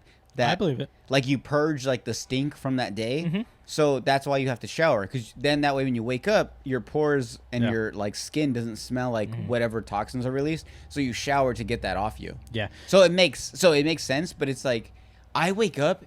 Like, so for instance, I go to work at 5:30 in the morning. That's when I have to be at work. Okay. It's about that's fucking early. 15-minute drive. I don't mind it because I get off at 2. I know you kind of get used to it. Get off early. Get off earlier, but like me, like that's early for me, because I'll get up at like 6, and take the baby to either my mom's or her dad's. Yeah.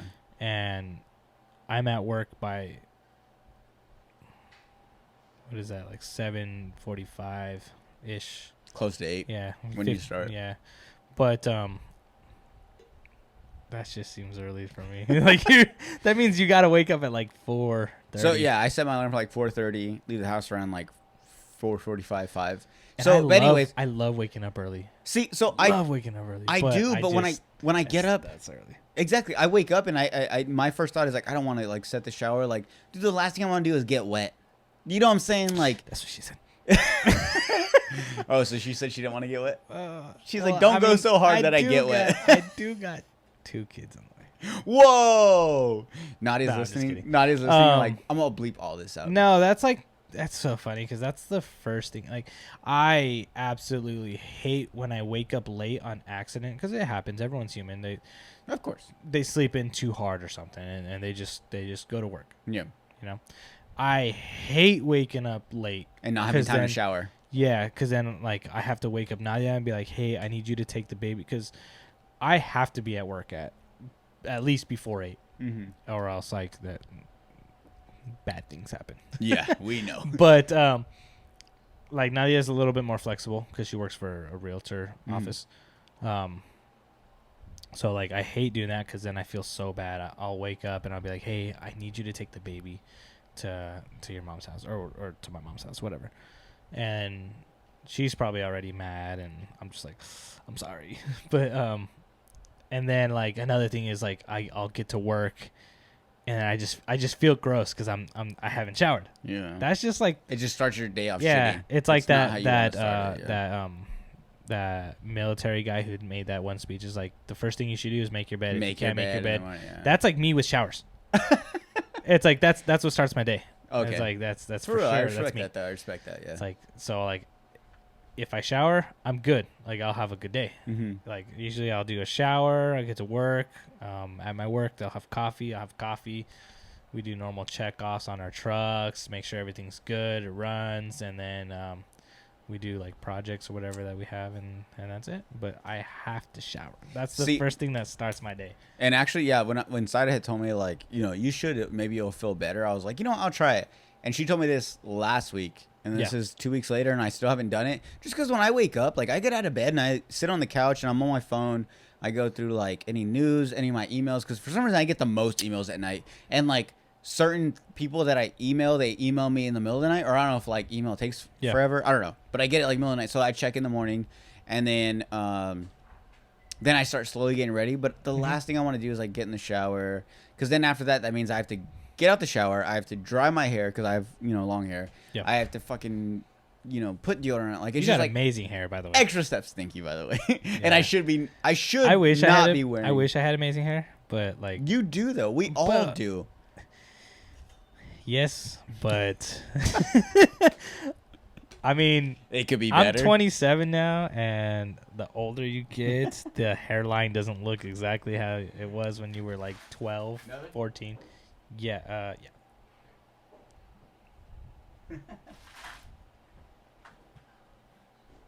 Do you think because you're a firefighter, like every time you drink, you're like, I have to go all out because this could be my last time?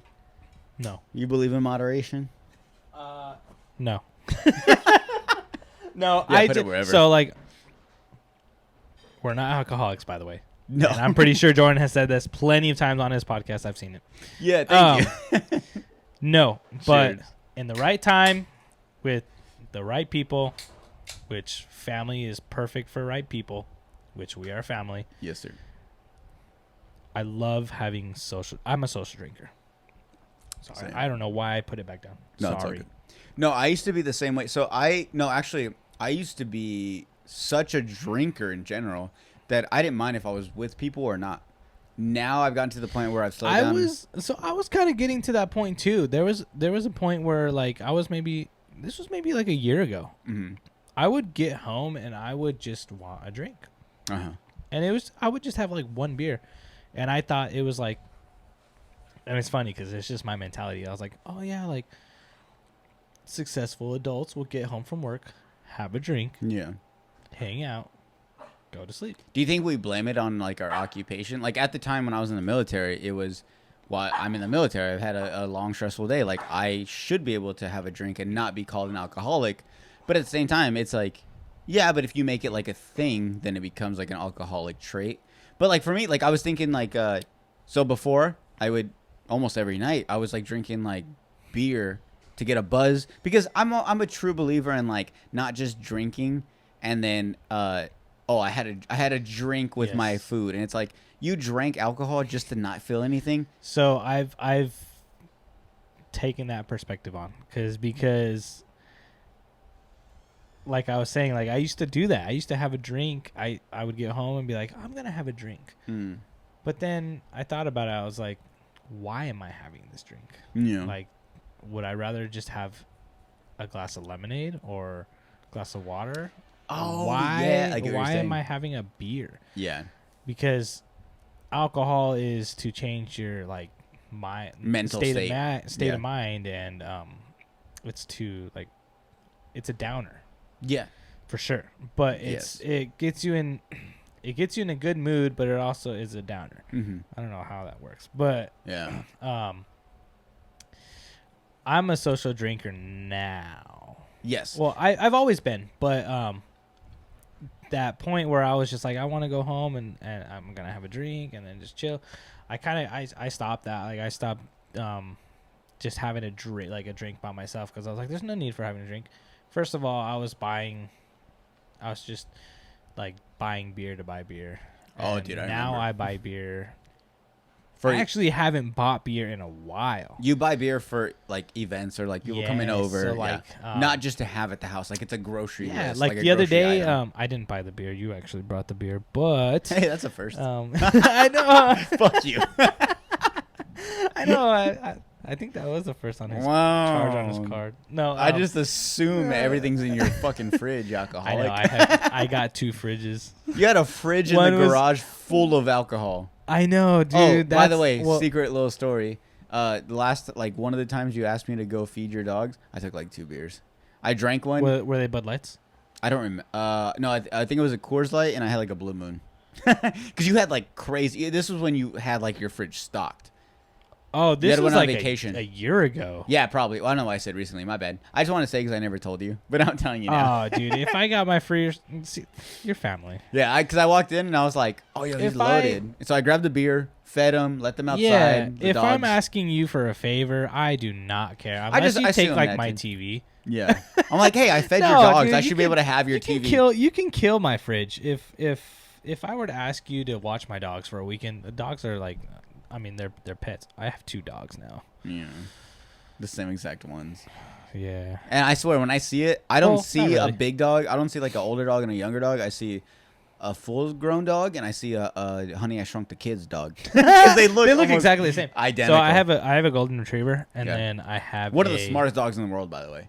He's awesome. It's crazy. A little pain in the ass, but he is an awesome dog. And Max is starting to play with him a lot more now, so it's cool. Mm-hmm. But we just recently got a golden doodle, like 2 months ago. Is that a poodle and a golden retriever? I think so. I want to say yeah. Golden doodle. I want to say yeah. Okay, yeah. And I don't know why, but actually Timmy got one too. I saw that. Yeah. Timmy's like our cousin, like our whitest Mexican cousin, but he's not really our cousin. But even as a kid, I'd see him at my grandma's and I'd be like, "How is he related to us?" But I would be like, "He's definitely not related to us," but I don't care. Like, everyone knows Timmy Lee. Yeah. Anyways, yeah, we got a dog. He's his name is Hercules. Obviously Disney. Amazing. Our other dog's name is Simba. Obviously Disney. Actually, so that's all about the dogs. Like, done with that. So my next question. So we're done with the shower. So you let the gravity take over. You're nasty. As far as like the ankle and below. Mm-hmm. So you won't see Jordan in sandals. That's for sure. But another question. How many tattoos do you have? And what are the meanings of them? Wow. This is a great question because no one's ever asked me that. No, and I'm surprised no one asked you that. Like I've always seen Cida's TikTok. Like she did the little neon filter over it, but no one's asked you, and I've always wondered, like, and you got nice tattoos. I don't know where you got them, but they look nice. They're from all over. I love baseball. I love the rose because I'm actually going to be getting roses. I don't know how soon, but can you guys get sleeves? Can you guys get tattoos, or you have to wear long sleeves? Upon hiring for the firefighter, you kind of have to hire them, or you kind of have to hide them upon hiring. And then once you got the job, you can release it. Yeah. So after the job, then you can kind of get them. It's kind of like you want to look good, like clean, good. To get the job, but then once you're in, it's like, I'm a piece of shit. Then you're like, I'm a piece of shit. I got tattoos on. So yeah, no, I got a few, but I'll tell you the meanings of mine soon. Yeah. But yeah. So that's what I want to know. I've always seen yours and I liked them. Dude, you know what? Okay, so for this question, I'm gonna say, and I mean no disrespect to you or to like anyone that's ever asked, if they ever ask. All my tattoos I have really no meaning for either, like any of them. Okay. And I don't really. I strongly believe that like you don't need to have a meaning to get a tattoo. No, you don't. I feel like agree. you can see an amazing art piece that has nothing to do with what's going on in your life. I think that looks beautiful. I want it on me. That yes. Yeah, Or that would like that. go along like with like I like that like I feel like everything about me on this like my arm and everything about me is fake. It's things I wish I could be. I wish I could be religious and pray. I wish I could like give more flowers to people. Okay. I wish I loved baseball more. No, just kidding. So none of your none of your tattoos have meanings. No. So about 2. I have 6 altogether. 6, and they're all on this arm. A lot of people will see your arm and they think that's one tattoo. Yeah, I can see that. So, can you, for the viewers, can you show what is separate? Okay, so I have. I'll start with my first one. I'm like taking over your podcast. Can you? I like this. This is fun. I feel like, oh shit, this is like. I'm sorry. I've watched way too many podcasts. I love watching. Welcome to Brody on the pod. I know. I watch like Zane and Heath, and they're so like good about taking control of.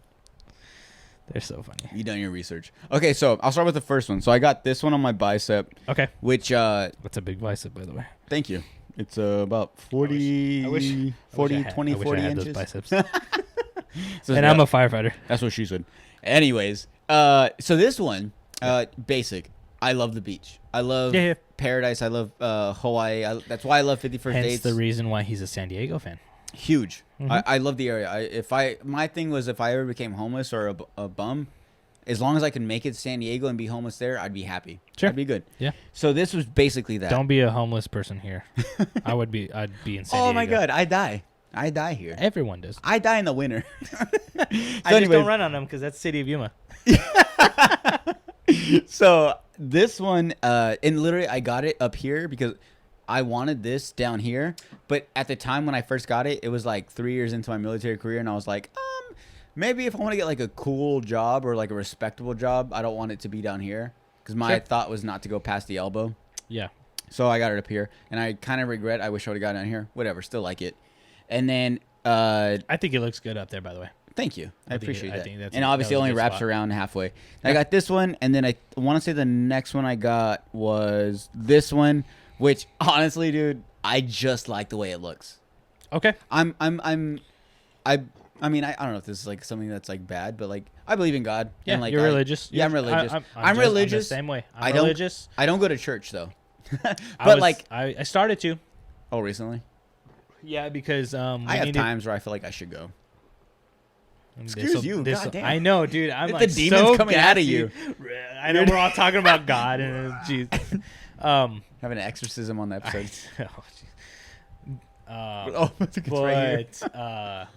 No, I had to go. I started going to church a lot because of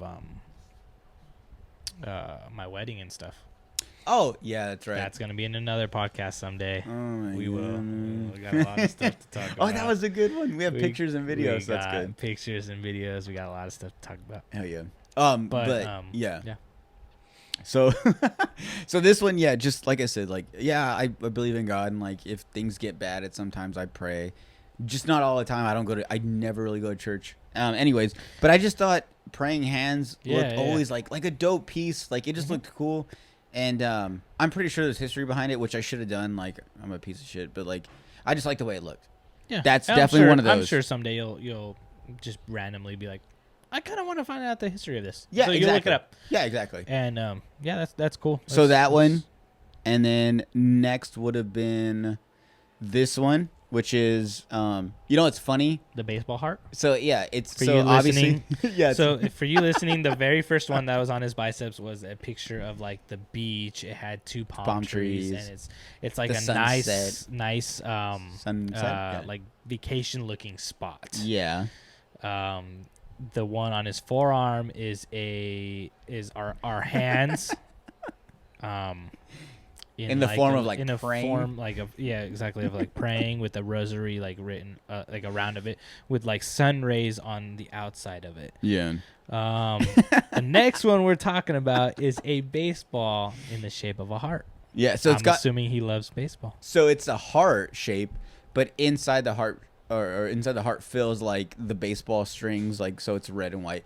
Okay. Anyway, so we got that one. Me and my mom got that one. That's like our mom and Oh, you guys son. both have them. Yeah. I didn't know she had them. Matching tattoos. I have mine here. I know she had tattoos. I just never seen her tattoos. Hers is on her shoulder up high. Okay. So we got the same tattoo, just different places. I was like, no, I want to fit. And my whole thing is like, as I get tattoos, I'm not one to like get one here, get one on my knee, get one on my back of my neck. Like I want to fill a spot first. My main goal is to do a sleeve.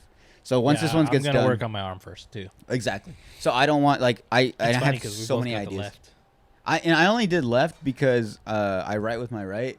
So I just like was like, well, this one's like doing a lot of things. So it's because my right arm's my good arm, so I don't want anything to mess up my good arm. I don't even know why I picked my left arm. I can't even think. That was dumb. Oh, I'm a lefty. Maybe that's why I throw with my left. Oh, you are a lefty. Even in golf. Yeah. Anyways. So then this one me and my mom got together. It was like in San Diego. This was when I was in the military. And what's funny is when I was in the military. So if you look at it like this, elbow to like wrist, it looks like a heart. But if you look at it like this, it almost looks like a ball sack. Don't. It almost looks like a little nut sack. You're all working out.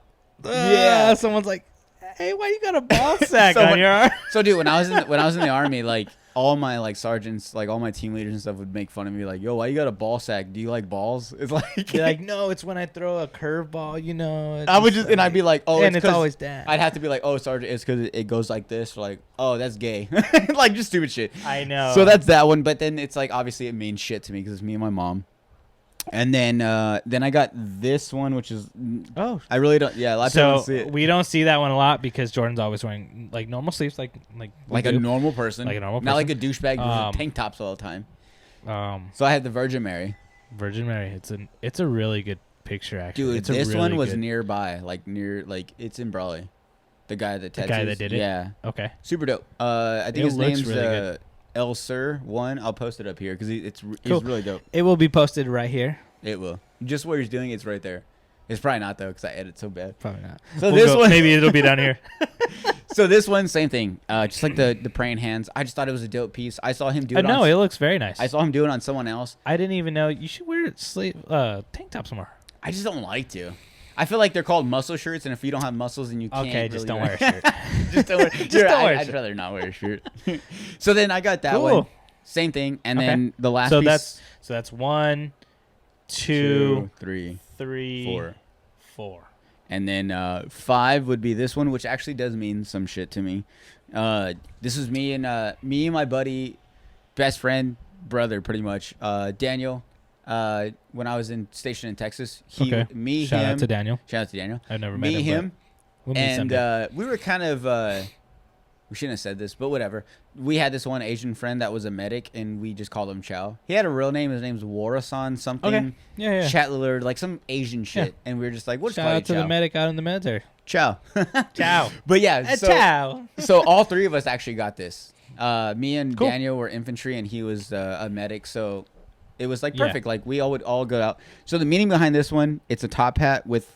It would normally be a monocle. The little one glass. Okay, like the Monopoly guy. Yeah. So we switched it to a 6 with a little nice fancy mustache and a little bow tie. Why'd you switch it to a 6? Well, let me tell you. Okay. So the whole point is obviously you got a top hat, you got a nice little mustache and a bow tie. So it's basically someone's not attributes. What are they called? I don't even know what it would be called. Like a What is it? Shit, there's a name for it. But yeah, it's a top hat, mustache, and a bow tie. That it would be on a person, but there's no person on there. So so the point of it is like the top hat, the mustache, and the bow tie is like it's a gentleman. Mm-hmm. And for the most part, all three of us, we felt like we were gentlemen. Like we'd go out to, which would be 6th Street, which is what the 6 stands for. Okay. In Austin, Texas, there's 6 streets. A lot of you guys know Austin, Texas. There's a downtown area, which is Texas. Dude, it's the dopest spot in Austin. That's so funny you talk about Texas. And Zane and Heath, they can't go one episode without talking about Texas. Oh, dude, my plan But it's so funny because they mention it all the time. They're like, oh, yeah, here we go. We're talking about Texas again. And the guy, Matt, he's always like, oh, like I went to a wedding in Texas. But anyway, you got to watch them. They're funny. It's a good one. But, okay, so... So yeah. So anyway, so that one. So in Austin, downtown, like one of the most popular areas, you can search it up. You'll see, is 6th Street. Texas. So Okay. we've always thought, and every time, the first time we went out, we thought we were cool because we went out in like really nice clothes. Yeah. Once you get to 6th Street, Austin, Texas is like, You should be wearing this. yeah. Just classic. And we were clothes. like, oh shit, we're way overdressed. So we've always called ourselves like the gentlemen of 6th Street. So you guys, because you guys were overdressed. Yes. And Okay. blah, blah, blah, blah. What the fuck did I just do? Cheers. Cheers. Cheers to blah, blah, blah. But we've always thought like, well, that's cool. Like, girls go down there. At the time, we were all single, so it's Yeah. like girls go down there and they're like, we don't expect to see like, you know, nice gentlemen. We just expect to Yeah. see like, because it was near like colleges and stuff, so we expect like frat boys Oh, and it's a big sorority college girls. town. Yeah, big time. Oh, okay. So the Okay. fact that we were like dressed up, like, oh, okay, Yeah. cool, this is different. And so we thought we were always the gentlemen of 6th Street. So that was the point of this one, and that really means a lot to me. Cool. And then this one, That was when you were in the military. yes. So those were like These those were your all guys. done in the military, Those yeah. were your guys you were with like for a while. Yeah. So Okay, then that, cool. and then this most Cool. recent one, just the rose. Honestly, shout out to my mom for my birthday gift. She just got me a tattoo. Oh, cool. You just I didn't know what I because she always asked me, and I've gotten to a point where I'm like, honestly, I don't really want anything. Like, just Cool. thank you.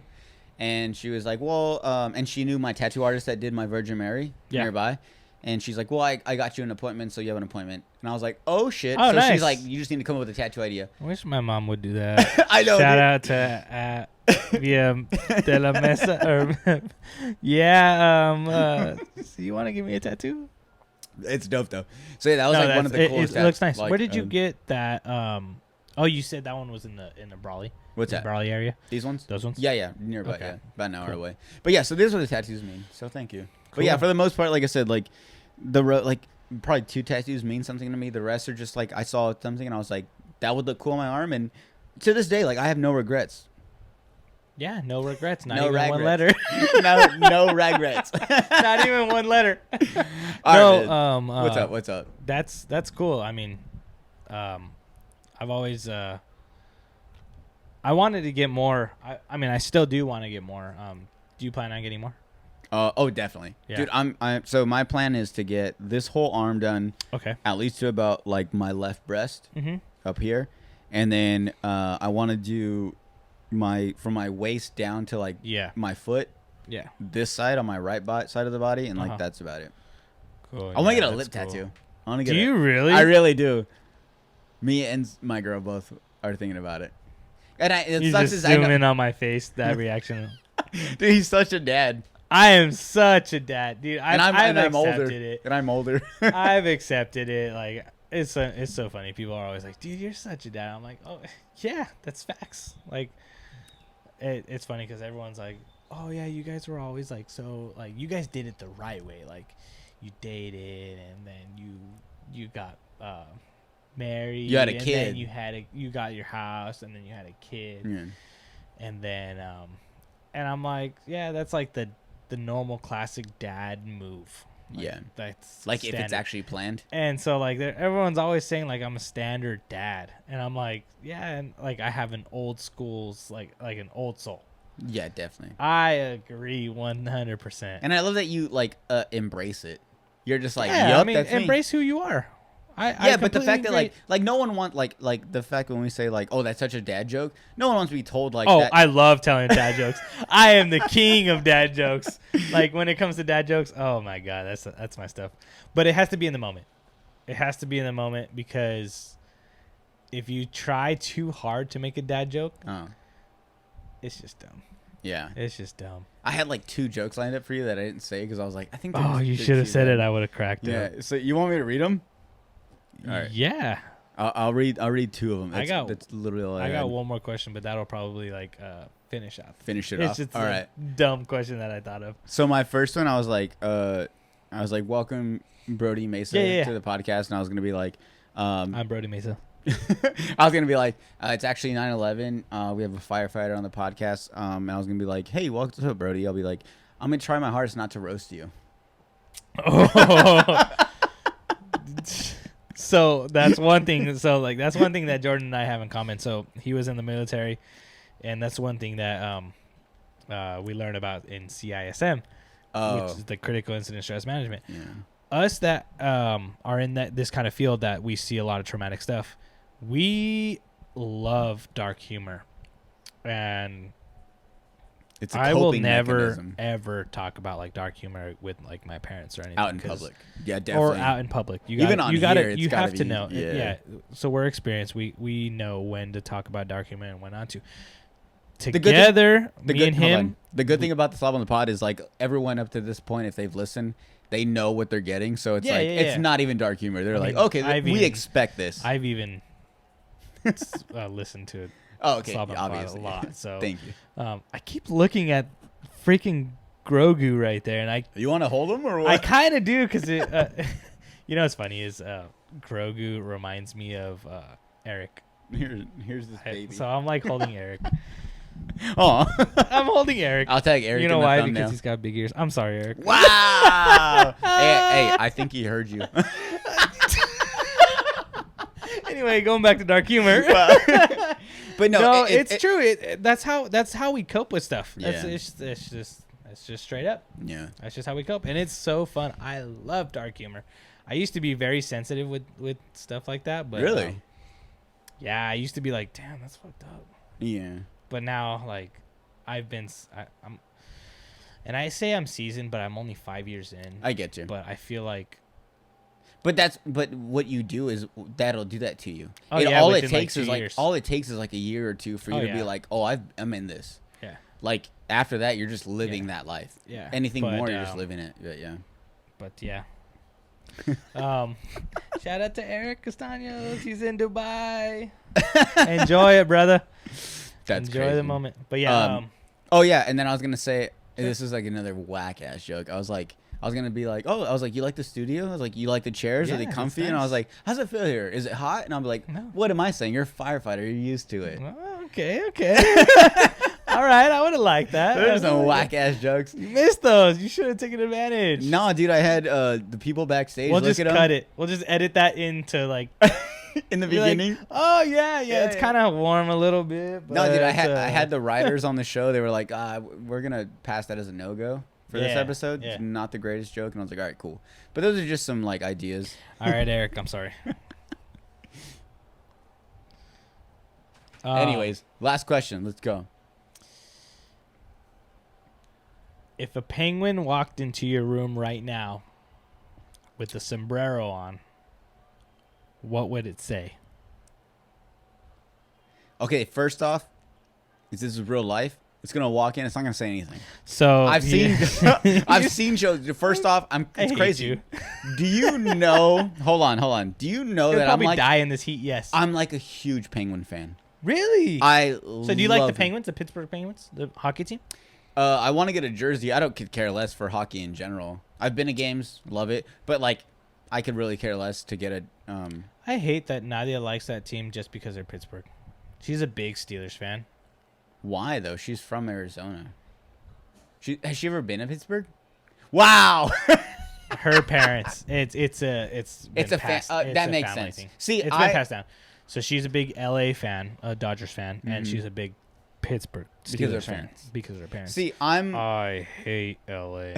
Oh, Well, it that's also the doesn't. only team that gets under my teeth, and I hate that they're so good, but they're so good. You know what's crazy? Exactly. They're so good. You get to a point Like- where you just have to admit it. Yeah, like even Let me I would, you know what? Let I me would live. I would honestly take San Diego over LA. Thank But you. that's just the fact. I let Nadia know that all the time, and she would rather take or San Diego over Arizona. Obviously. I'm a D-backs fan. Yeah, sorry, we suck this year. It's just the facts. But Yeah. oh well, it happens. But we won in 2021, so that's good. Or 2001, so we're good. Wait, did you say 2001. You said 2001. 2001. Damn. No, 2001. No, live. It's Dodgers winning You guys are 2-0. Yeah, we're playing 9-11 right now. Padres and Dodgers. I know. Anyways, but yeah, we have such a good rivalry though. That's another thing that makes our relationship so fun is because we're rivals. It is true. And it is so fun. We need to get back in the group chat, but in the group chat, it was always funny. Like whenever like Padres would play Diamondbacks, I'd be like, "Good luck, Brody," and then Padres play Dodgers. Like, let's go, Nadia. I want to go to a game. We went to a game not too long ago. We went to a Dodgers game. I want to go to a game and just get nosebleeds. I'm at the point where like the season's about to end. That's what we did. I surprised her with some tickets, and we got some like I don't know $25 ticket. It was about $25 tickets. But we went. One of our friends, Sammy, went with us, and it was super cool because like we just went. Okay, I don't want to say Sammy went with us, but he went with us to the game. But we met him up there in L.A. in Long Beach. Okay. Because Vanessa, his wife, was doing some training up there for her work. But it was super cool. Like we went, we got messed up because she's pregnant, so she can drive. And designated DD. Designate DD. So we had a DD. It was cool. And what was cool about it is and I didn't have like my team wasn't there obviously. So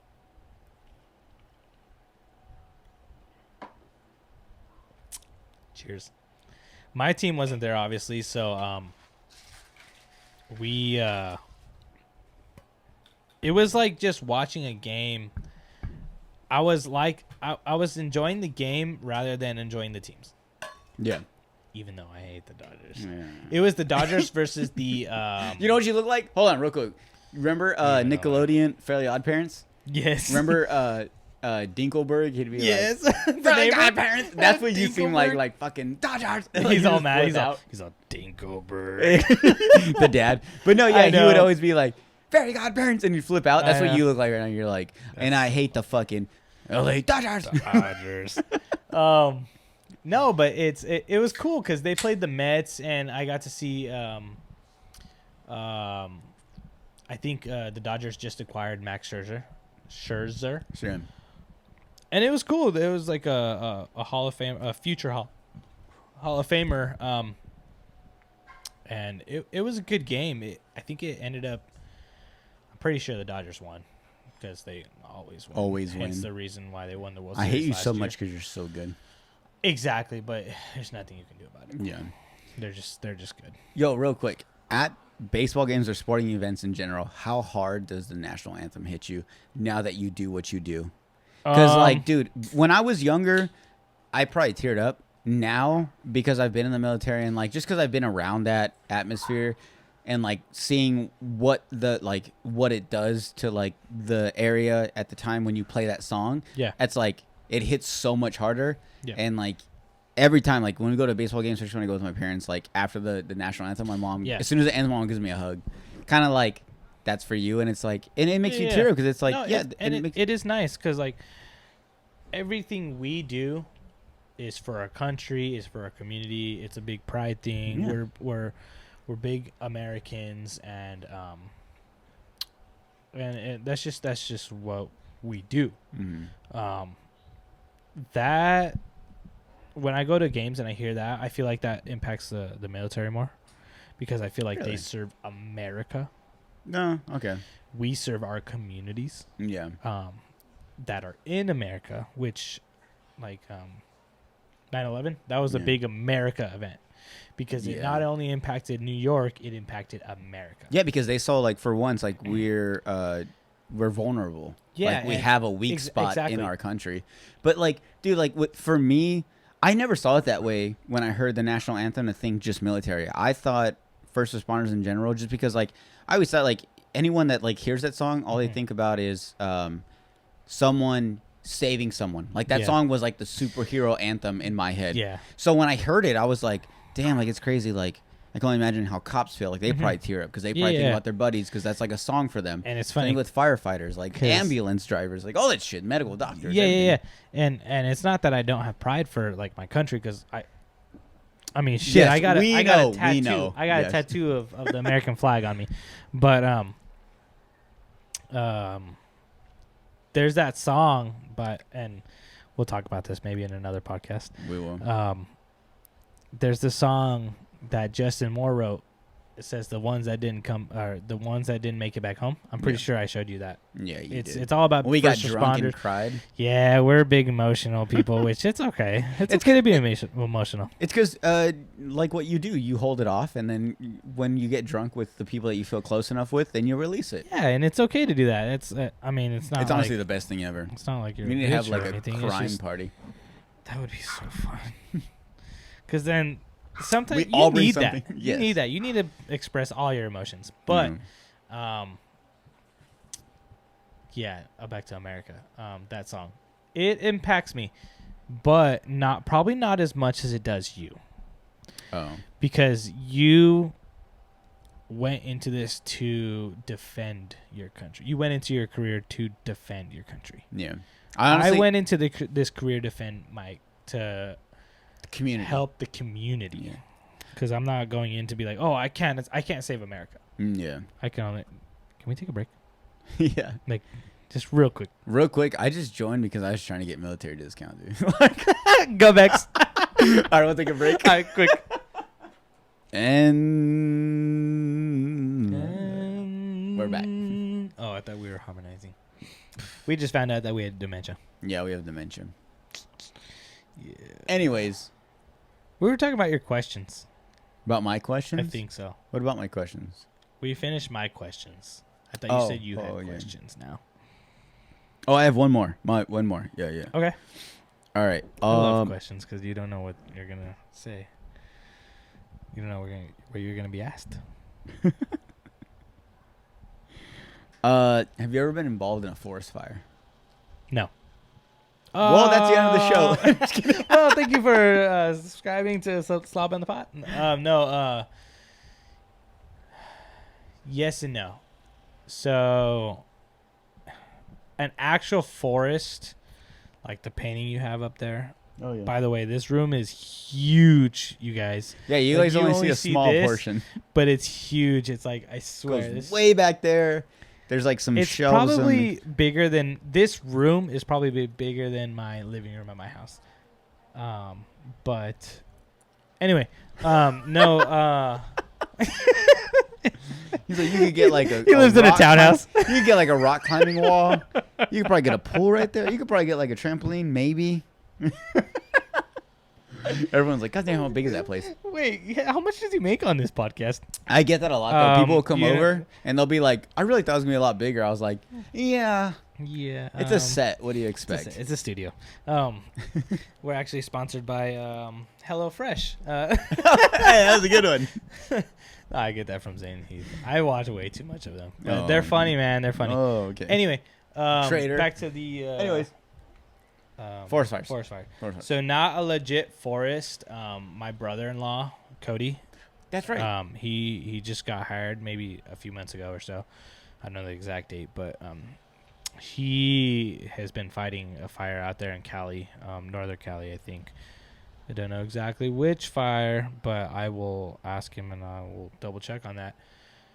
But me, myself, and I, no. We do a lot of brush fires, which are like the basic, like, so we had a good one out in the counties. It was on County 17 and like Avenue A or something like that. A lot of those houses out there will have a lot of farmland. Yeah. And it's just like dry alfalfa or dry wheat or something like that. And we'll go out there and people will do, like, they'll burn the berms that, like, will keep the water from going to their house or whatever. Oh, okay. So they'll burn all that. But this guy burned a pile and it started heading towards, like, his house. And it burned one of his vans. So we got there and I put the van out. And then the other engine that got on scene started putting the grass out and everything. But we don't I think the biggest thing we have towards like forest fires are like the groves.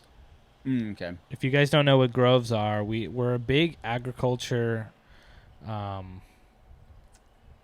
community out here. So and that consists of like orange groves, lemon groves, and they will catch fire if those groves get old enough and they're not maintained. Yeah. And they're super easy to catch fire, and they're super hard to put out because you can't just like chop down a tree and then just throw it over into the burned area, you know? Yeah. But it's just a long day.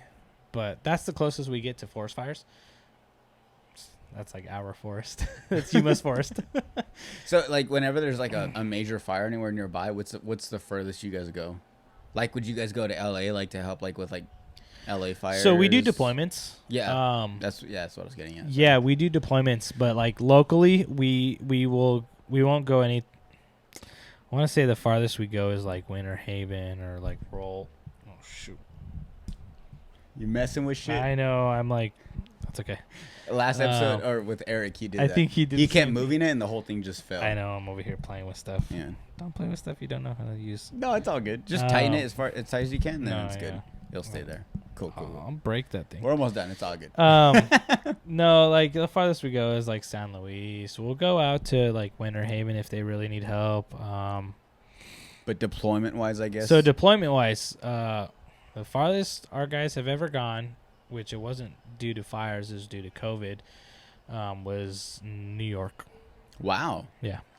We had 3. You say the farthest we've gone. That's like. That's the tip. That's from one end to the other. Yeah, I mean, the tip is like Maine of the country. But, okay, yes. But okay. No. Okay, yeah. specific, Brody. Yeah, I know. I know. But anyways. yeah, New York. That's the farthest we've had people deployed, and that was because when COVID hit really hard. Oh, okay.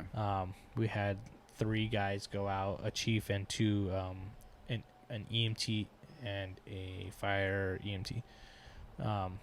They went out just to go like assist with like all the stuff that's going on. But forest fires, we'll go to Oregon, we'll go to California. I know just recently YFD, Yuma Fire Department, just sent their guys to California. Mm-hmm. The reason why I know is because Cody, my brother-in-law, just went, he was on that fire, and the YFD guys were there. So shit! Yeah. That's he was there, and he was talking to them. He's like, "Hey, you guys know Brody?" And they're like, "Oh yeah, I think we know him." And he was like, "Oh yeah, he's my brother-in-law, whatever." And but we had guys in Portland, Oregon, fighting other fires. So we deploy across the country. We have guys in Texas right now. Oh, dope. Yeah. So I think that's it though. Right now we only have people in Texas. So I've always wanted to go on one of those deployments. But you'll be away from family for a while. Something always comes up. Like you break your leg. You get someone Naughty gets pregnant. Have to be in another podcast. Oh shit, that's right. I did break my leg. Oh shit, that's right. During his wedding. No, right before my wedding. I mean, okay, yeah, but you had a broken leg during the wedding. Well, someone said, "Go break a leg." You know, like good luck. Go break a leg. He's like, so I'm just gonna be a good guy. Okay. No, that's not how it happened. But that'll have to be another podcast. So just stuff that ends up coming up where you don't get to do these deployments. Yeah, something comes up like this year. I got something going on, and I'll tell you about it after. But because it's a surprise. So yeah, for sure.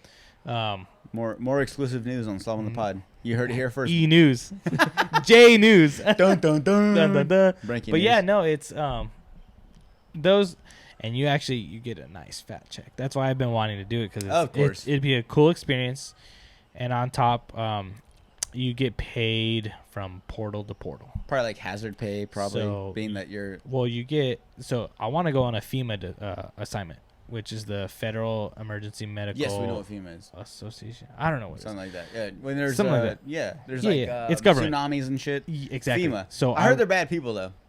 I don't go that high up. Yeah, you're like, I just get paid by them if I work. You're like, anyways, firefighters, they're cool. Yeah. So yeah, like FEMA, they deploy us, which are like the private industries. Yeah. And it's nice because not only we get the experience of going out and doing like hurricanes and stuff, which that's the main reason why we get deployed is because of hurricanes. And they're actually just deploying people soon for the hurricane that's going on. That's going to hit Louisiana. Yeah. I think. Oh, the one that's building up. I think it's building up right now. But it's real nice because we have opportunities for people to take those, and you get paid from portal to portal, which means once you get onto the airplane, you clock in, and you don't clock out until you get back into that portal, into that when you get off the airplane coming back. Okay. So you can go if you go for 3 weeks or 4 weeks, a month, whatever. You get paid nonstop for a month. Wow. And it's nice. People have come back with like 30 grand. Yeah. Because of those trips. So I'm like, oh, it'd be a nice experience, but it'd also be a nice chunk. Just, get ahead and stuff. And yeah. I think it would be cool to have a deployment on your belt. I signed up for deployments, and I was almost deployed one time to one of the hurricanes like 2 years ago, and I was on the second deployment list. Okay. So they sent out 3 people at first. Those guys went, and then when it came to the second deployment, they were talking about it. We even got a phone call. We talked to our chief and everything. We had a group discussion, and then they were like, "Oh, we don't need the second deployment." Oh. Okay. And I was like, "Are you sure?" You're so close. It's like, "Are you sure? Like, I can still go." No, it was cool. We have a bunch of opportunities, and that's what I like about my job. Hell yeah. So, well, yeah, it's cool. Well, man, I mean, I'd hate to cut this off because we're having such a good time. Yeah, we always have a good time. And the drinks are feeling good, but I think we've gone on long enough. And I hope this is at the point where, like, people want more of you. Yeah, I hope you guys enjoyed this. I mean, this is what we do all the time. Yeah. It's just now we get to show you guys. Yeah, like this last 30 about. Minutes was a good, like, this is what you get, like, when we just get drunk on genuine. Sunday Fun Day. Yeah, it's genuine, yeah. Like by it's raw. Like the artist. Genuine. Yes. Oh, genuine. Nice. But yeah, so Brody, thank you for coming out here. No problem. I know Jordan. I know you drove so far to get out here. Dude, I was getting sleepy on the way. I might have to get you like as a reoccurring guest. When I just can't find anyone else, I'll be like, Brody, come over. I'll be your sloppy seconds. Walk over here. I'll walk over here. I'm like run over here. I think I'm a legit You're not a 0.02 miles. You're there's no way you're a full mile. No, yeah, for sure. Yeah, it's fun. Well, cheers. Cheers. Thank you. Yeti. Thank you. Yeti. All right, guys. We're done. Thank you very much. Stop smiling. Welcome to Slaven. I know. I'm sorry. Oh. Press.